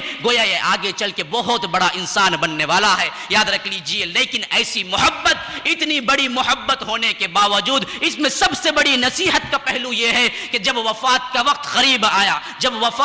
قریب آیا اتنی محبت سے پالا کہ کوئی چچا اپنے بھتیجے کے لیے یہ نمونہ پیش نہیں کر سکتا. لیکن اسلام قبول نہیں کیا، ایمان قبول نہیں کیا. جب وفات کا وقت آیا اس وقت اللہ کے رسول صلی اللہ علیہ وسلم بالکل پاس میں بیٹھے ہوئے ہیں ابو طالب کے. کہتے ہیں چچا جان دیکھیے ایک مرتبہ کم از کم میرے کان میں کہہ دیجئے لا الہ الا اللہ، میں اللہ کے ہاں سفارش کروں گا، میں اللہ کے ہاں یہ معاملہ پیش کروں گا کہ ابو طالب نے لا الہ الا اللہ کہا تھا. وہ اٹھ کے دیکھتے ہیں، پلٹ کے دیکھتے ہیں، اپنے دوست احباب کو دیکھتے ہیں، وہاں پر عتبہ بیٹھا ہوا ہے، ربیعہ بیٹھا ہوا ہے، شیبہ بیٹھا ہوا ہے، ابو جہل بیٹھا ہوا ہے. سب کہتے ہیں ابو طالب کیا موت سے ڈر گئے؟ کیا ملت سے پھر جاؤ گے؟ کیا ہمارے دین کو بدل دو گے؟ تم مذہب چھوڑ دے گے؟ کہتے ہیں کہ نہیں ایسا نہیں ہو سکتا کہ لوگ مجھے تانا دیں کہ ابو طالب موت سے ڈر گیا، آخری وقت میں مذہب تبدیل کر دیا، دین تبدیل کر دیا. آخری جو کلمہ ان کے زبان سے نکلتا ہے وہ یہی نکلتا ہے کہ میں عبد المطلب کے دین پہ. یہ کہتے ہوئے وفات پاتے ہیں. اللہ کے رسول صلی اللہ علیہ وسلم دکھ سے دل بھر جاتے ہیں، آنکھوں سے آنسو روا ہو جاتے ہیں کہ اپنے محبوب ترین چچا کو ایمان نہ لا سکے، اپنے محبوب ترین چچا کو جہنم سے نہ بچا سکے. بڑا ملول ہوتے ہیں، بڑا استغفار کرنے کو جی چاہتا ہے، لیکن اللہ تعالیٰ کہتا ہے، اللہ تعالیٰ ساتوں آسمانوں پر سے وحی اتارتا ہے انک لا تہدی من احببت ولکن اللہ یہدی من یشاء. اے اللہ کے رسول آپ جس کو چاہتے ہیں ہدایت نہیں دے سکتے، آپ جس کو محبوب رکھتے ہیں ان کو ہدایت نہیں دے سکتے. ہدایت کا معاملہ تو صرف اور صرف اللہ تعالیٰ کے ہاتھ میں. معلوم کیا ہوا؟ یاد رکھ لیجئے ایمان نہ ہو کوئی سفارش نہیں چل سکتی. ایمان نہ ہو لاکھ نسبتیں ہوں کوئی نسبت نہیں چل سکتی. ایمان نہ ہو آپ کی بڑی قرابت داریاں ہوں لیکن یہ قرابت داریاں کام نہیں آ سکتی. ایمان ایک واحد شے ہے جو آپ کو اللہ تعالیٰ کے قہر و غضب سے بچا سکتا ہے. ہم اپنی نسبتوں پہ بڑا تکیہ کر کے بیٹھ جاتے ہیں. ہم فلاں ہیں، فلاں قریشی ہیں، فلاں سیدی ہیں، فلاں قبیلے کے ہیں، فلاں اس کے ہیں. یاد رکھ لیجئے یہ نسبتیں کبھی کام نہیں آئی، اور یہی نمونہ اس سیرت میں ملتا ہے. نوح اپنے بیٹے کو نہ بچا سکے، ابراہیم اپنے باپ کو نہ بچا سکے، محمد الرسول اللہ صلی اللہ علیہ وسلم اپنے چچا کو نہ بچا سکے. پھر کون سی ایسی نسبتیں ہو سکتی ہیں جو دوسروں کو بچا سکتی ہے؟ اس سے بڑی کوئی نسبتیں ہو سکتی ہیں؟ نوح وہ جو سب سے پہلے رسول ہے، سب سے پہلے زمین کی طرف بھیجے گئے. ابراہیم وہ جو ابو الانبیاء ہیں، سید الانبیاء ہیں، جن کی اولاد میں اس کے بعد آنے والے تمام انبیاء ہیں. محمد الرسول اللہ وہ جو سید العرب والعجم ہیں، جو خاتم المرسلین ہیں، جو سید الانبیاء امام الانبیاء ہیں. لیکن یہ بھی اگر ایمان نہ ہو تو نہ بچا سکے، عمل نہ ہو تو نہ بچا سکے. یاد رکھ لیجئے جب نوح نے پکارا تھا اپنے بیٹے کے سلسلے میں، اے اللہ تو کہا تھا کہ اپنے اہل و عیال کو بچا لے گا، یہ تو میرا اہل ہے، میرا بیٹے کو نہ بچا سکا، میرا بیٹا ڈوب گیا میرے آنکھوں کے سامنے. تو اللہ تعالیٰ نے کیا کہا؟ قال یا نوح انہو لیس من اہلک. اے نوح یاد رکھو یہ تمہارا اہل نہیں تھا، تمہارا بیٹا نہیں تھا. کیوں نہیں تھا؟ انہو عمل غیر صالح، اس کا عمل غیر صالح تھا. ہاں نوح نہ بچا سکے. یاد رکھ لیجئے نسبتوں پہ تکیہ کر کے اپنے اعمال کو برباد مت کیجئے. نسبتیں زبی کام دیتی ہیں جب ایمان کے ساتھ عمل صالح ہو. تو غرض کہ اللہ کے رسول صلی اللہ علیہ وسلم 8 سال 2 مہینے 10 دن جب عمر ہوتی ہے، دادا فوت ہوتے ہیں اور ابو طالب کی کفالت میں آتے ہیں. پھر بڑھتے چلے جائیے. عمر کا تقاضا، اللہ کے رسول صلی اللہ علیہ وسلم نوجوانی کی دہلیز میں قدم رکھتے ہیں. تو یہ واقعہ بھی بڑا قابل غور ہے کہ ایک جنگ پیش آتی ہے جن کو حرب فجار کہا جاتا ہے.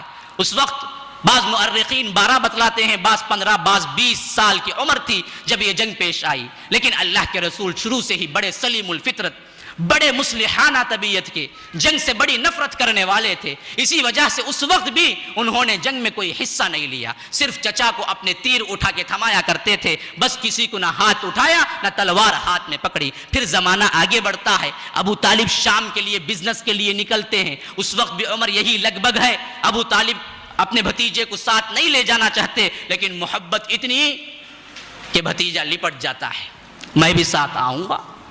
ابو طالب مجبوراً اللہ کے رسول کو ساتھ لیتے ہیں، نکلتے ہیں، کچھ ہی دور جاتے ہیں. واقعہ یہ بھی ہے کہ روایتوں میں یہ بھی آیا ہے کہ ایک جو گرجاؤں کے اندر رہنے والا راہب تھا، اس نے بتلایا تھا کہ دیکھو یہ بچے پر کچھ نشانیاں ایسی ہیں جن سے یہود کو خطرہ ہے کہ آپ واپس لے کے چلے جائیے. تو انہوں نے لے کے چلے گئے. ایک روایت یہ ہے کہ بعض وجوہات کی بنا پر ابو طالب نے شام جائے بغیر اللہ کے رسول صلی اللہ علیہ وسلم کو واپس مکہ لا لیا. اس وقت اللہ کے رسول کی عمر تقریباً 20 سال کے قریب ہے. پھر آئیے نوجوانی کا زمانہ، 20 سے 25 سال کا زمانہ.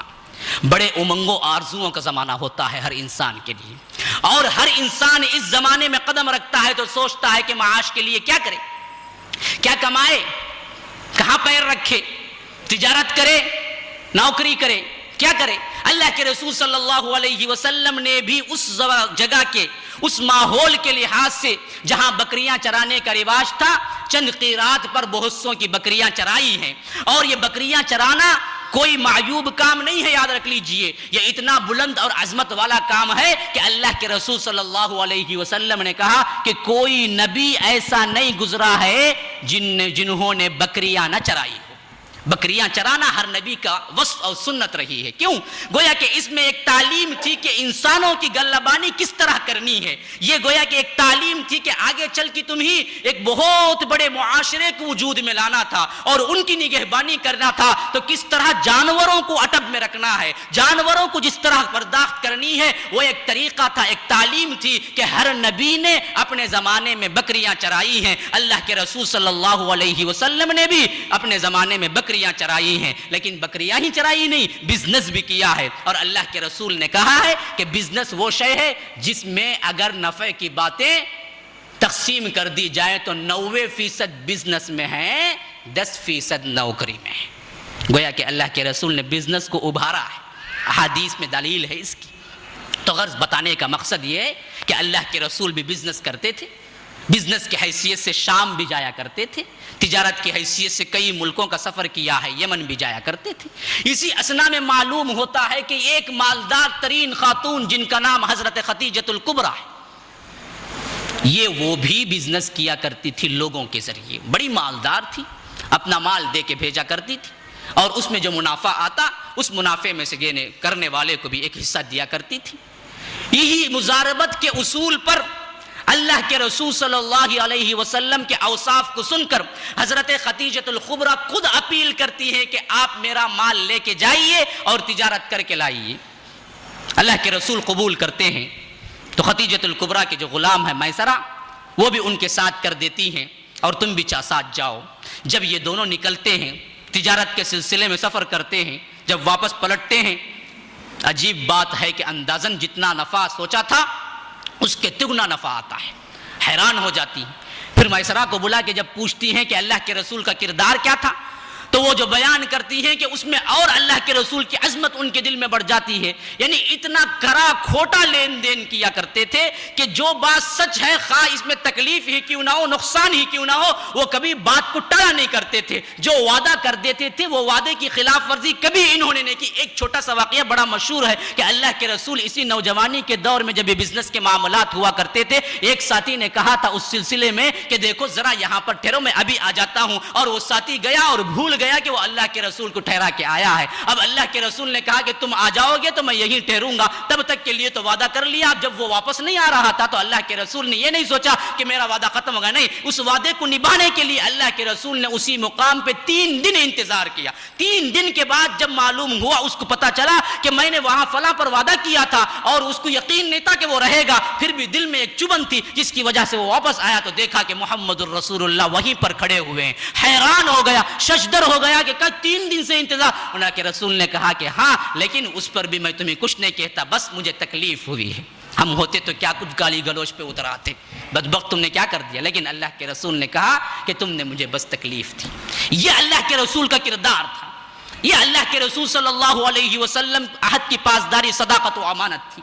تو غرض کے یاد رکھ لیجئے, یہی صداقت و امانت ہے. جب اللہ کے رسول صلی اللہ علیہ وسلم کے ان اوصاف کو ذکر کیا جاتا ہے خدیجۃ الکبریٰ کے سامنے, تو خدیجۃ الکبریٰ کا دل پکار اٹھتا ہے کہ یہ شخص وہ شخص ہے جبکہ بڑے بڑے مالدار لوگ ان کو نکاح کا پیغام دے چکے ہوتے ہیں, لیکن سب کا رد کر دیا کرتی تھی حضرت خدیجۃ الکبریٰ. لیکن جب ایسے اوصاف حمیدہ کے ساتھ محمد الرسول اللہ کی صفت سامنے آئی تو انہوں نے پکار اٹھے کہ جو جس کی مجھے تلاش تھی وہ یہی تھی. تو انہوں نے اپنی لونڈی کے ذریعے سے یہ پیغام بھجوایا کہ میں نکاح کے خواہش مند ہوں.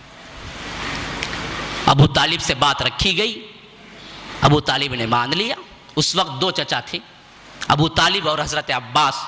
یہ دونوں مل کے نکاح کا انتظام کرتے ہیں, اور 25 سال کی عمر میں اللہ کے رسول صلی اللہ علیہ وسلم کی شادی خدیجۃ الکبریٰ سے ہوتی ہے, جبکہ ان کی عمر 40 سال کی ہوتی ہے. اندازہ کر رہے ہیں کتنا تفاوت ہے عمر کا. اور عمر کا وہ کیا زمانہ تھا جب ہر انسان 25 سال میں چاہتا ہے. بڑا امنگ آرزوؤں کا زمانہ ہے. ہر انسان چاہتا ہے کہ کوئی خوبصورت کنواری ملے, ہر انسان کی خواہش ہوتی ہے. لیکن یہاں پر دیکھ لیجئے محمد الرسول اللہ صلی اللہ علیہ وسلم نے جب شادی کی سب سے پہلی, جبکہ انہی نوجوانی کا بہترین دور تھا 25 سال, تو ایک بیوہ خاتون سے شادی کی جن کی عمر 40 سال تھی, اور وہ بھی ایک شوہر نہیں 2 شوہروں کو دیکھ چکی تھی. تیسرے شوہر تھے محمد الرسول اللہ صلی اللہ علیہ وسلم.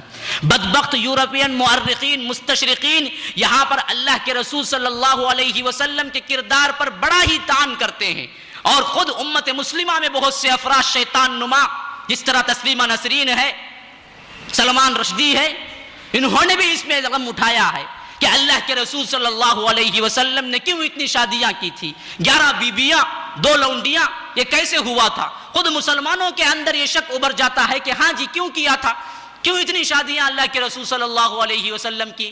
تو یاد رکھ لیجئے, اچھی طرح یاد رکھ لیجئے, کوئی کچھ اور کہے لیکن میں عقل سے اپیل کرتا ہوں, عقلی طور پر بات کو سمجھا دیتا ہوں. روایتیں اور چیزیں, عقل سے کام لے لیجئے. جو زمانہ اللہ کے رسول صلی اللہ علیہ وسلم کا ہر نوجوان کے لیے جنسی لحاظ سے سب سے عروج کا زمانہ ہوتا ہے, سب سے امنگ و خواہشوں آرزوؤں کا زمانہ ہوتا ہے, اس وقت ہم دیکھتے ہیں کہ ایک بیوہ خاتون اپنی عمر سے 15 سال بڑی خاتون سے شادی کی, اور اس شادی کو نبھایا تقریباً 25 سال. 25 سال عمر اگر 100 سال ہے تو اس کی ربع صدی 25 سال اسی ایک خاتون کے ساتھ بتا دیا, اور کوئی شادی نہیں کی. حضرت خدیجۃ الکبریٰ کی وفات تک کوئی شادی اللہ کے رسول نے نہیں کی. جب حضرت خدیجہ وفات پائی ہیں تو اس وقت اللہ کے رسول صلی اللہ علیہ وسلم کی عمر 50 سال ہے. اندازہ کر کے دیکھ لیں, جنہوں نے اپنی زندگی نوجوانی کے وقت جب امنگوں آرزوؤں کا زمانہ ہوا کرتا ہے, اس وقت انہوں نے ایک بیوہ خاتون سے شادی کی. جب 50 سال گزر گئے, جب عمر کا وہ حصہ جہاں پر ہر انسان پہنچ کے سنجیدہ ہو جاتا ہے, آپ میں یہ دیکھ لیجئے جتنے لوگ بیٹھے ہوئے ہیں ان میں اندازہ کر لیجئے, جب انسان کی عمر بڑھتی چلی جاتی ہے 40-50 کے دائرے میں آتا ہے, کتنا ہی شوق کیوں نہ ہو, کتنا ہی کلندرا کیوں نہ ہو, لیکن بڑا سنجیدہ ہو جاتا ہے. اسی وجہ سے سنجیدگی کو ہم بوڑھوں کے ساتھ نسبت دیتے ہیں. جب بھی کوئی نوجوان سنجیدہ ہوتا ہے تو ہم خود کہتے ہیں یہ کیا جی تم بوڑھوں کی سنجیدگی سنجیدگی ساتھ بیٹھے ہوئے ہو؟ کیوں؟ سنجیدہ، خود بڑھاپا سنجیدگی کی نشانی ہے۔ اگر اللہ کے رسول صلی اللہ علیہ وسلم کو عورتوں کی خواہش تھی، جنسی خواہش تھی، تو اس وقت کرتے جب یہ زمانہ عروج پہ تھا، جب امنگ و آرزوؤں کا تھا۔ اس وقت ایک بیوہ خاتون سے پوری 25 سال کی زندگی گزار دی۔ جب 50 سال کی عمر ہوئی، جب کہ ہر انسان اس وقت سنجیدہ ہو جاتا ہے، اس وقت شادیاں کرنے لگے۔ یہ کیا معاملہ ہے؟ یاد رکھ لیجئے، جس طرح دنیا سوچتی ہے کہ اللہ کے رسول نے جنسی خواہشات میں شادی کی ہے، اس طرح کی بات نہیں ہے۔ یہ تو حکم الہی تھا جو اللہ کے رسول صلی اللہ علیہ وسلم کو ملا تھا۔ اور وجہ کیا تھی؟ شریعت اسلامیہ کی حفاظت تھی۔ ایک بیوی ان احکامات کو سنبھال نہیں پاتی جو دراصل عورتوں کے لیے ضروری تھے۔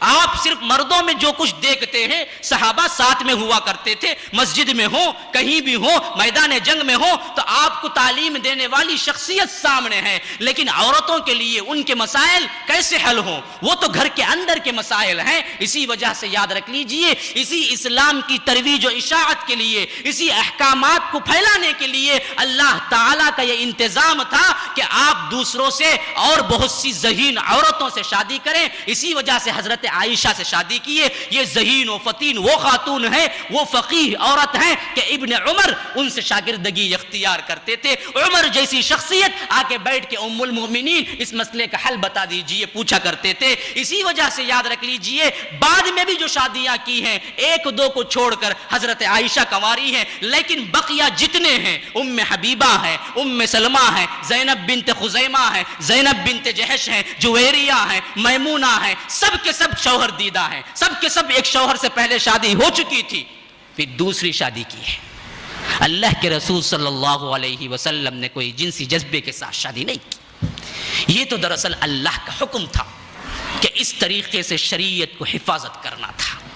عام حالات کے احکامات تو خود سامنے دیکھ لی تھی، لیکن عورتوں کے احکامات، شادی بیاہ کے احکامات، ازواج کے احکامات، حیض و نفاس کے احکامات، یہ سب کہاں سے آئے؟ کون سیکھے؟ غسل وغیرہ کے احکامات کون بتائے؟ یہی تو وہ ام المؤمنین ہے جو رہنمائی کرتی ہیں۔ احادیث کا ذخیرہ اٹھا کے دیکھ لیجئے، بخاری مسلم اٹھا کے دیکھ لیجئے، ابو داؤد ترمذی اٹھا کے دیکھ لیجئے، سب میں آپ کتاب الطہارہ پڑھیں گے تو روایتیں کن کی آئی ہیں؟ حضرت عائشہ کی آئی ہیں۔ روایتیں کن کی آئی ہیں؟ حضرت حفصہ کی آئی ہیں۔ یہی ام المؤمنین ہیں جنہوں نے امت کو بتایا کہ گھریلو زندگی اللہ کے رسول صلی اللہ علیہ وسلم کیسے رہا کرتے تھے۔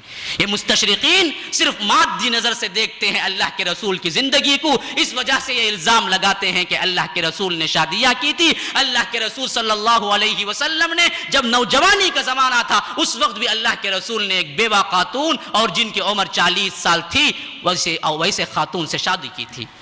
تو یاد رکھ لیجئے، یہ الزام بالکل کوڑا الزام ہے، جو آنکھوں پہ سبز پٹی باندھ کے آپ دیکھیں گے تو سبز ہی نظر آئے گا۔ نکالنا چاہیے تعصب کی پٹی کو، پھر اس کے بعد تاریخ کا مطالعہ کریں، آپ کو معلوم ہوگا کہ اللہ کے رسول جیسی شخصیت اور زندگی گزارنے کی حیثیت سے بھی 11 خواتین آئی ہیں، 2 لونڈیاں آئی ہیں، بیک وقت 8 خواتین ساتھ رہی ہیں، لیکن اتنا عدل، اتنا انصاف، تاریخ انسانی حیران ہے۔ اگر تجربہ چاہیے تو کوئی کر کے دیکھ لے، 2 عورتوں کو 2 بیویاں رکھ کے دیکھ لے کس طرح سنبھال پاتا ہے، 3 کر کے دیکھ لے کس طرح سنبھال پاتا ہے۔ اللہ کے رسول کی اس میں بھی ایک جامعیت کمال کو پہنچی ہوئی ہے۔ اتنے عورتوں کو عدل کے ساتھ، انصاف کے ساتھ اتنا خوش رکھا، اتنا خوش رکھا، ہر کوئی خواہش کیا کرتی تھی کہ کچھ دیر اور بڑھ جائے، کچھ دیر اور رہ جائے، میری باری نہ آ جائے۔ یہ محبت، یہ الفت اللہ کے رسول صلی اللہ علیہ وسلم نے اپنی تمام بیویوں کو دی تھی۔ میں یہ موقع پر اسی وجہ سے واضح طور پر بتا دیا کہ شادی پر بڑا اعتراض ہوتا ہے۔ عام طور پر آج کا دور تحقیقی دور کہلاتا ہے، اور لوگ سمجھتے ہیں کہ بڑے تحقیقی نگاہ ڈالیں گے تو ہم بہت بڑے انکشافات کر دیں گے۔ نہیں، یاد رکھ لیجئے، جتنے لوگ ہیں تعصب کی پٹیاں آنکھوں پہ باندھ کے اللہ کے رسول کی سیرت کو دیکھتے ہیں، انہیں خوبیاں نظر نہیں آئیں گی، انہیں خامیاں نظر آئیں گی، جب تک کہ وہ پٹی کو اتار کے نہیں رکھ دیتے۔ پھر دیکھیے اللہ کے رسول صلی اللہ علیہ وسلم کی سیرت کو، آپ کو خوبیاں ہی خوبیاں نظر آئیں گی۔ تو غرض کہ اللہ کے رسول 25 سال کی عمر میں شادی کرتے ہیں ایک بیوہ خاتون 40 سال کی عمر والی سے، اور اس کے بعد کا اہم واقعہ 35 سال کی عمر میں پیش آتا ہے، جب اللہ کے رسول صلی اللہ علیہ وسلم حجر اسود کے نصب کرنے کے سلسلے میں حکم بنائے جاتے ہیں۔ کعبہ جو حضرت ابراہیم نے تعمیر کیا تھا اس زمانے تک بڑا بوسیدہ ہو چکا ہوتا ہے، اور عمارت گرا چاہتی ہے تو لوگ خیال کرتے ہیں کہ اگر ہم ایسے ہی چھوڑ دیں گے کعبۃ اللہ گر جائے گا، تو طے کرتے ہیں کہ اس کو ڈھانا ہے، پھر اس کے بعد تعمیر کرنا ہے۔ لیکن کون ڈھائے؟ کیونکہ دیکھا ہے انہوں نے کہ ابرہہ نے جب ڈھانے کی نیت کی تھی اللہ تعالیٰ نے آسمان سے عذاب بھیج دیا۔ الم تر کیف فعل ربک باصحاب الفیل الم یجعل کیدہم فی تضلیل وارسل علیہم طیرا ابابیل ترمیہم بحجارۃ من سجیل فجعلہم کعصف مأکول، کہ اللہ تعالیٰ ان ہاتھیوں والے لشکر کو کیسے بنا دیا؟ کھائے ہوئے بھوسے کی طرح بنا دیا۔ چتے کو جس طرح ہم کھا کے تھوک دیتے اسی طرح کھائے ہوئے بھوسے کی طرح بنا دیا۔ تو ان لوگوں کو وہ دھاچک اب بھی بیٹھی ہوئی تھی۔ اسی وجہ سے یاد رکھ لیجئے قریش کا کوئی نوجوان یا سردار کعبۃ اللہ کو ڈھانے کے لیے آگے بڑھنے والا نہیں تھا۔ جب لوگوں نے دیکھا کہ کعبے کو نہ ڈھایا ہے تو تعمیر کیسے کریں گے؟ ولید ابن المغیرہ نے کہا، یہ وہ ہے جو خالد ابن الولید کا باپ ہے، بڑا زیرک تھا اور فہیم تھا، بڑا ہی ذہین و متین تھا۔ اس نے کہا کہ دیکھو اس کی نیت کچھ اور تھی جب اس نے ڈھایا، ہماری نیت کچھ اور ہے جو ہم ڈھانا چاہتے ہیں۔ وہ دراصل ڈھانے کے لیے آیا تھا بری نیت کے ساتھ، اور ہم ڈھانا چاہتے ہیں اثر نو تعمیر کرنے کے لیے۔ میں سب سے پہلے کھڑالا لیتا ہوں، اور دیکھو تم دور کھڑے ہو کے دیکھو تماشا، جب مجھ پہ کچھ عذاب نہ آیا تو تم بھی آ جاؤ ساتھ میں، لیکن میں پہلے ڈھاؤں گا کیونکہ مجھے امید ہے کہ مجھ پر کوئی عذاب نہیں آئے گا۔ وہ کھلاڑا اٹھاتا ہے اور جاتا ہے کعبۃ اللہ کو ڈھانے لگتا ہے، تو دیکھتے ہیں دور سے قریش کچھ نہیں ہو رہا ہے، وہ بھی آ کے ساتھ میں شامل ہو جاتے ہیں اور کعبۃ اللہ کی وہ دیواریں پھر اٹھاتے ہیں اثر نو۔ تو یاد رکھ لیجئے اس وقت بھی وہی ماحول ہے جس کو ہم سمجھنا چاہتے ہیں، تو آج کے ماحول سے تشبیہ دے لیجئے، برا نہ مانیے۔ جب تک ہم اس طرح کا موازنہ نہ کریں گے اپنی اصلاح نہ کر سکیں گے۔ آج بھی امت مسلمہ کی حالت یہی ہے کہ ہم سود کو اپنے معاملات میں حلال کر لیتے، اللہ کے رسول کی احکامات کو ایسے ہی توڑتے رہتے ہیں، لیکن جب مسجد کے اندر داخل ہو جاتے ہیں تو سمجھتے ہیں کہ کامل ہم کیا ہیں، اللہ کے احکام کے پابند ہو جائیں۔ جہاں کہیں آپ چندہ وغیرہ کے لیے دیکھیں گے یہ بورڈ لگے ہوگا کہ حلال کمائی سے دیں، یعنی حرام کائی کھانے کے لیے ہے تو کھا لیں، سود کی ہے کمائی، آپ کھاتے ہیں، بیوی بچوں کا پیٹ بھرتے ہیں، بھرا لیں، کوئی مذائقہ نہیں، لیکن جب اللہ کے لیے دیتے ہیں تو وہ حلال کمائی میں سے ہو، جبکہ کل زندگی کے لیے حلال کمائی ہے۔ یہی معاملہ تھا کہ قریش مکہ نے بھی جب چندہ اکٹھا کیا کعبۃ اللہ کو تعمیر کرنے کے لیے، انہوں نے بھی بورڈ لگایا کہ دیکھو یہ رنڈی کی جو کچھ ہوگی قیمت وہ بھی مت لانا، شراب کی ہو وہ بھی مت لانا، اسی طرح کوئی بھی حرام کمائی یہ چندے کو نہ دینا، ہاں حلال کمائی ہو تو وہ دینا جس سے ہم کعبۃ اللہ تعمیر کریں گے۔ یہ بھی تو وہی امت تھی جو ابراہیم علیہ السلام نے اٹھایا تھا،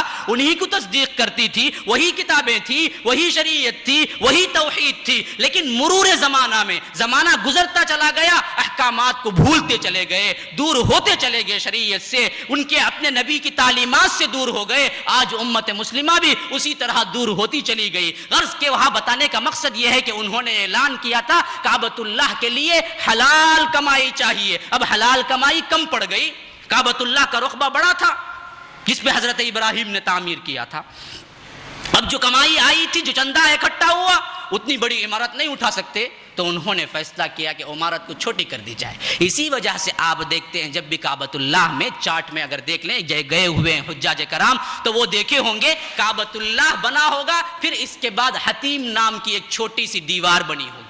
یہ دراصل کعبۃ اللہ کے اندر کی زمین ہے جو حضرت ابراہیم نے جب بنایا تھا تو اتنا بڑا تھا کعبۃ اللہ، لیکن جب انہوں نے تعمیر کیا تو پیسہ کم پڑ گیا، حلال کمائی کم پڑ گئی، تو انہوں نے کہا کہ یہ حصہ چھوڑ دیتے ہیں، اس سے چھوٹا بنا دیتے ہیں ہم کعبۃ اللہ، اور وہاں پر ایک نشانی کے طور پر دیوار کو اٹھا دیا کہ اس دیوار تک کعبۃ اللہ تھا، اور وہی تعمیر آج تک موجود ہے۔ تو غرض کے جب چوکور عمارت ہو، جن کی صرف 4 کونی عمارت ہو، تو اب طواف کرنے والا طواف کرے تو کہاں سے شروع کرے، کیسے نشانی رکھے کہ میں نے یہاں سے طواف کیا ہے؟ تو اسی وجہ سے اسی نشانی کے لیے حجر اسود کا پتھر نصب کیا گیا ہے۔ یہ وہ پتھر ہے، حجر کیا مطلب ہے؟ پتھر، اسود کالا، کالا پتھر کہتے ہیں. دراصل احادیث میں آتا ہے کہ یہ پتھر جب آیا تھا جنت سے یہ کالا نہیں تھا، سفید پتھر تھا، لیکن لوگوں نے اسے بوسے دیے، ہاتھ رکھے، گناہ کے، وہ لپیٹ سے اتنا زیادہ متاثر ہوا کہ وہ کالا ہو گیا. تو غرض کہ اس کے لیے حجر اسود کہا جاتا ہے کہ کالا پتھر.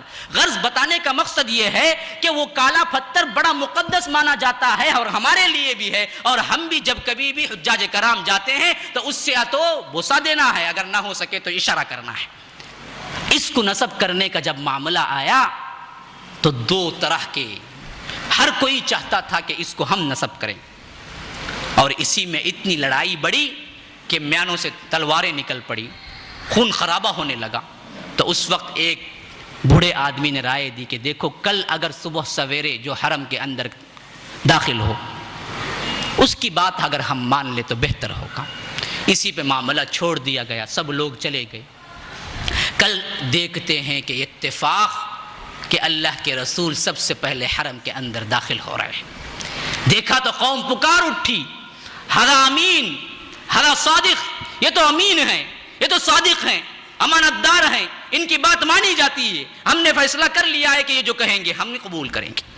اللہ کے رسول جب معاملہ پوچھتے ہیں تو کہتے ہیں کہ اچھا یہ ہے، حجر اسود میں اٹھا کے ایک چادر پہ رکھ دیتا ہوں، چادر ایک لاؤ.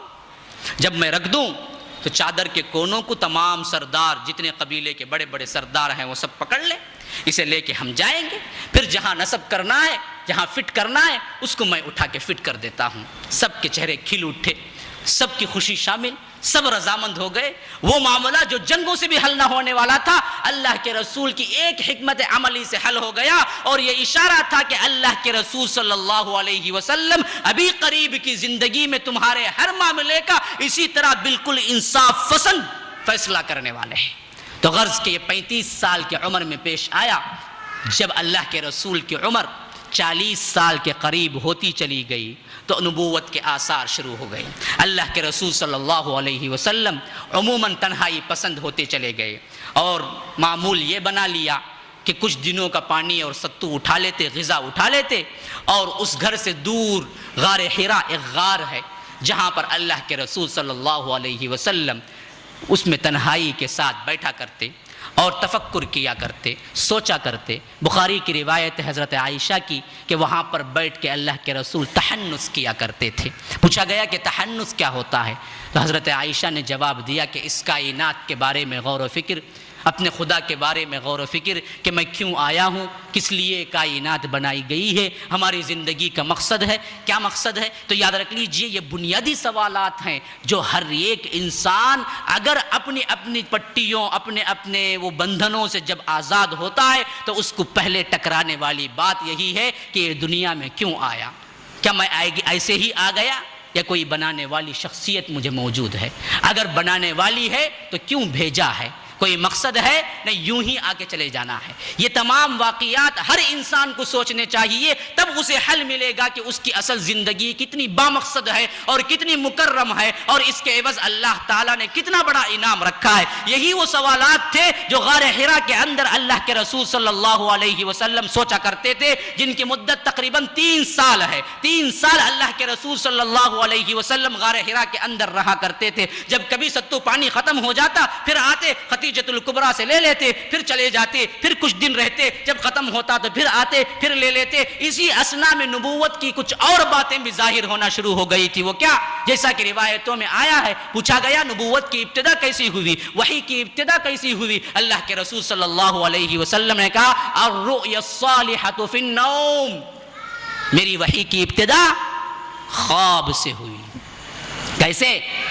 رات جو خواب دیکھتے صبح بالکل صحیح نظر آتا، جیسا دیکھتے بالکل وہی نظر آتا. یہ مدت بھی 6 ماہ رہی ہے.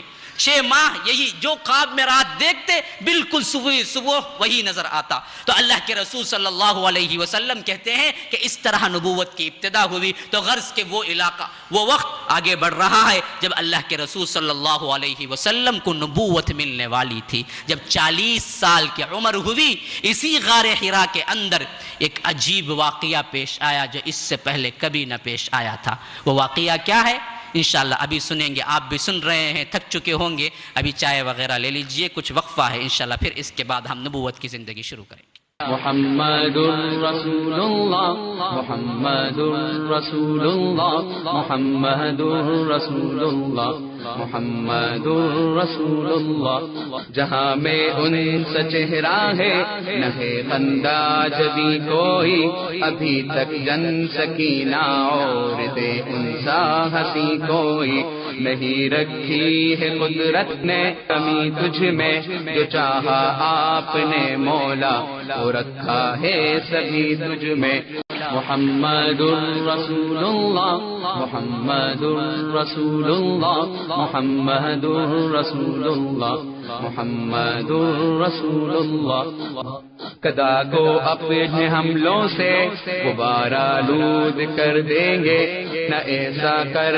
سکے تو خون سے صحرا کو بھر دیں گے بلندی کی طرف گھوڑوں پہ بجلی بن کے جاتے ہیں ہماری پشت پر نیزے عدو کے خون کے پیاسے ہیں ہمارے بہتری گھوڑے ہوا کے ساتھ چلتے ہیں دوپٹے عورتوں کے ان کے چہروں پر لپٹتے ہیں اگر ہم بن گئے فاتح تو عمرہ کرنے جائیں گے ہماری جنگ ہے اللہ کی خاطر دکھائیں گے اگر تم ڈٹ گئے مدے مقابل پھر بھی بالآخر معزز ہم بنیں گے جنگ کے شعلوں کو بھڑکا کر ابھی تک ہم صرف ایک حصے پہ پہنچے ہیں جہاں قبل نبوت کی زندگی کہلاتی ہے اب ایک طویل سلسلہ ہے جہاں تک ہو سکے پھر میں اسی مختصر دائرے کے اندر بیان کرنے کی کوشش کروں گا اور خواتین سے بھی درکار ہے کہ اطمینان کے ساتھ تشریف رکھیں اب آ چکے ہیں تو کچھ گرمی وغیرہ برداشت کر لیں کل مکمل سیرت سن جائیں یہ نہیں کہ بیچ میں آپ منقطع کر کے چلے جائیں تو غرض کہ میں بتا رہا تھا اللہ کے رسول صلی اللہ علیہ وسلم کی زندگی جب 40 سال کی عمر ہونے کو آئی تو اسی وقت کی نبوت کے نشانات شروع ہو چکے تھے اور اللہ کے رسول صلی اللہ علیہ وسلم تنہائی پسند ہو چکے تھے اور 3 سال کا ایک عرصہ ایسا ہے جس میں اللہ کے رسول صلی اللہ علیہ وسلم غار حرا کے اندر زندگی گزاری ہے جب یہاں پر تھے تو اسی اثنا میں وہ واقعہ پیش آیا ہے جو نبوت کا ابتدا اور ایک حیرت انگیز واقعہ تھا ہوا کیا کہ اللہ کے رسول صلی اللہ علیہ وسلم تشریف فرما تھے کہتے ہیں کہ ایک فرشتہ آیا اب اس نے کہا کہ اللہ کے رسول پڑھیے اقرا اللہ کے رسول کو بڑا تعجب ہوا وہ مجھے پڑھنے کے لیے کہہ رہا ہے جبکہ میں پڑھا ہوا نہیں ہوں میں تو امی ہوں یہ بات یاد رکھ لیجئے اس وقت نہ پڑھنے لکھنے کا رواج تھا نہ اللہ کے رسول نے پڑھنا لکھنا سیکھا تھا اللہ کے رسول نہ لکھنا جانتے تھے نہ پڑھنا جانتے تھے وَلَا تَخُطُّهُ بِيَمِينِكَ إِذًا لَارْتَابَ الْمُبْطِلُونَ کہ اگر تمہیں پڑھنا لکھنا آتا تو یہ لوگ شک کرتے کہ قرآن کو لکھ لیا بدبختو یہ تو پڑھنا لکھنا بھی نہیں آتا جب اتنا فصیح کلام پیش کر رہے ہیں تو پہلی چیز یہ بہت بڑی دلیل بنتی ہے کہ اللہ ہی کی طرف سے آیا ہے یہ اللہ تعالیٰ گویا کہ دلیل کے طور پر پیش کر رہا ہے وَمَا كُنْتَ تَتْلُو مِن كِتَابِهِ وَلَا تَخُطُّهُ بِيَمِينِكَ إِذًا لَارْتَابَ الْمُبْطِلُونَ کہ اگر یہ لکھنا پڑھنا جانتے ہوتے تب تم شک کرتے جب لکھنا پڑھنا ہی نہیں جانتے تو تم کیوں شک کرتے ہو کہ یہ اپنے آپ سے گھڑ لیے ہیں تو غرض کہ اللہ کے رسول صلی اللہ علیہ وسلم نے کہا کہ ما انا بقارن میں پڑھا ہوا نہیں ہوں تو اللہ کے رسول کہتے ہیں کہ اس نے مجھے دبوچا اس نے مجھے 2 ہاتھوں کے درمیان کر لیا اور دبوچا اتنا دبوچا کہ حتیٰ کہ مجھے جان نکلنے کا خطرہ محسوس ہوا یعنی درد کی شدت ہوئی میں نے محسوس کیا کہ گویا کہ مجھے کچھ ہو جائے گا پھر اس نے چھوڑ دیا پھر کہا کہ اقرا اللہ کے رسول نے کہا کہ ما انا بقارئ میں پڑھا ہوا نہیں ہوں پھر اس نے مجھے دبوچا پھر چھوڑا پھر کہا کہ اقرا میں نے کہا کہ ما انا بقارئ پھر اس نے مجھے دبوچا پھر چھوڑا کہ اقرا بسم ربک الذی خلق خلق الانسان من علق اقرا وربک الاکرم الذی علم بالقلم علم الانسان ما لم يعلم یہ 5 آیتیں ہیں سورہ علق کی جو سب سے پہلے وحی کے الفاظ ہیں جس میں کہا گیا ہے کہ پڑھو اقرا بسم ربک الذی خلق تمہارے رب کے نام سے جس نے تمہیں پیدا کیا ہے بسم ربک الذی خلق خلق الانسان من علق انسان کو پیدا کیا علق سے خون کی بھٹکی سے اور اقرا وربک الاکرم پڑھو اس رب کے نام سے کہ تمہارا رب بڑا ہی کریم ہے اور انسان کو وہ کچھ سکھایا قلم کے ذریعے تعلیم دی جس کو وہ نہیں جانتا تھا سب سے پہلے وحی کے الفاظ جس میں تعلیم کی تاکید کی گئی ہے اسلام میں اسلام میں عقیدے کی بنیاد، ایمان کی بنیاد، یاد رکھ لیجئے ایمان اور عقیدے کی بنیاد علم پہ رکھی گئی ہے۔ الرحمن علم القرآن، الرحمن سب سے بڑی رحمت کی صفت، اور بتایا تو کیا بتایا؟ ہم نے قرآن کی تعلیم دی۔ یاد رکھ لیجئے علم والے بڑے بلند ہوا کرتے ہیں اللہ کے نزدیک۔ جب علم حاصل کرتا ہے تو اسی وقت اللہ کی معرفت، اللہ کے بارے میں جاننا، اللہ کے رسول کی معرفت، اللہ کے رسول کے بارے میں جاننا، ملائکہ کی معرفت، ایمانیات کے مبادی سب جانتا ہے۔ تو یاد رکھ لیجئے اہل علم اسی وقت ہو سکتے ہیں جب ایمان جانے، ایمان والے اسی وقت ہو سکتے ہیں جب علم جانے، اور جب علم جانتا ہے اہل علم بنتا ہے، علم والے عالم بنتے ہیں، تو اللہ کہتا ہے وہ میرے لیے فرشتوں کے برابر آ جاتے ہیں۔ سورہ آل عمران کی آیت، شہد اللہ انہ لا الہ الا هو والملائکہ وَأُولُو الْعِلْمِ قَائِمًا بِالْقِسْطِ لا الہ الا ہو۔ یاد رکھ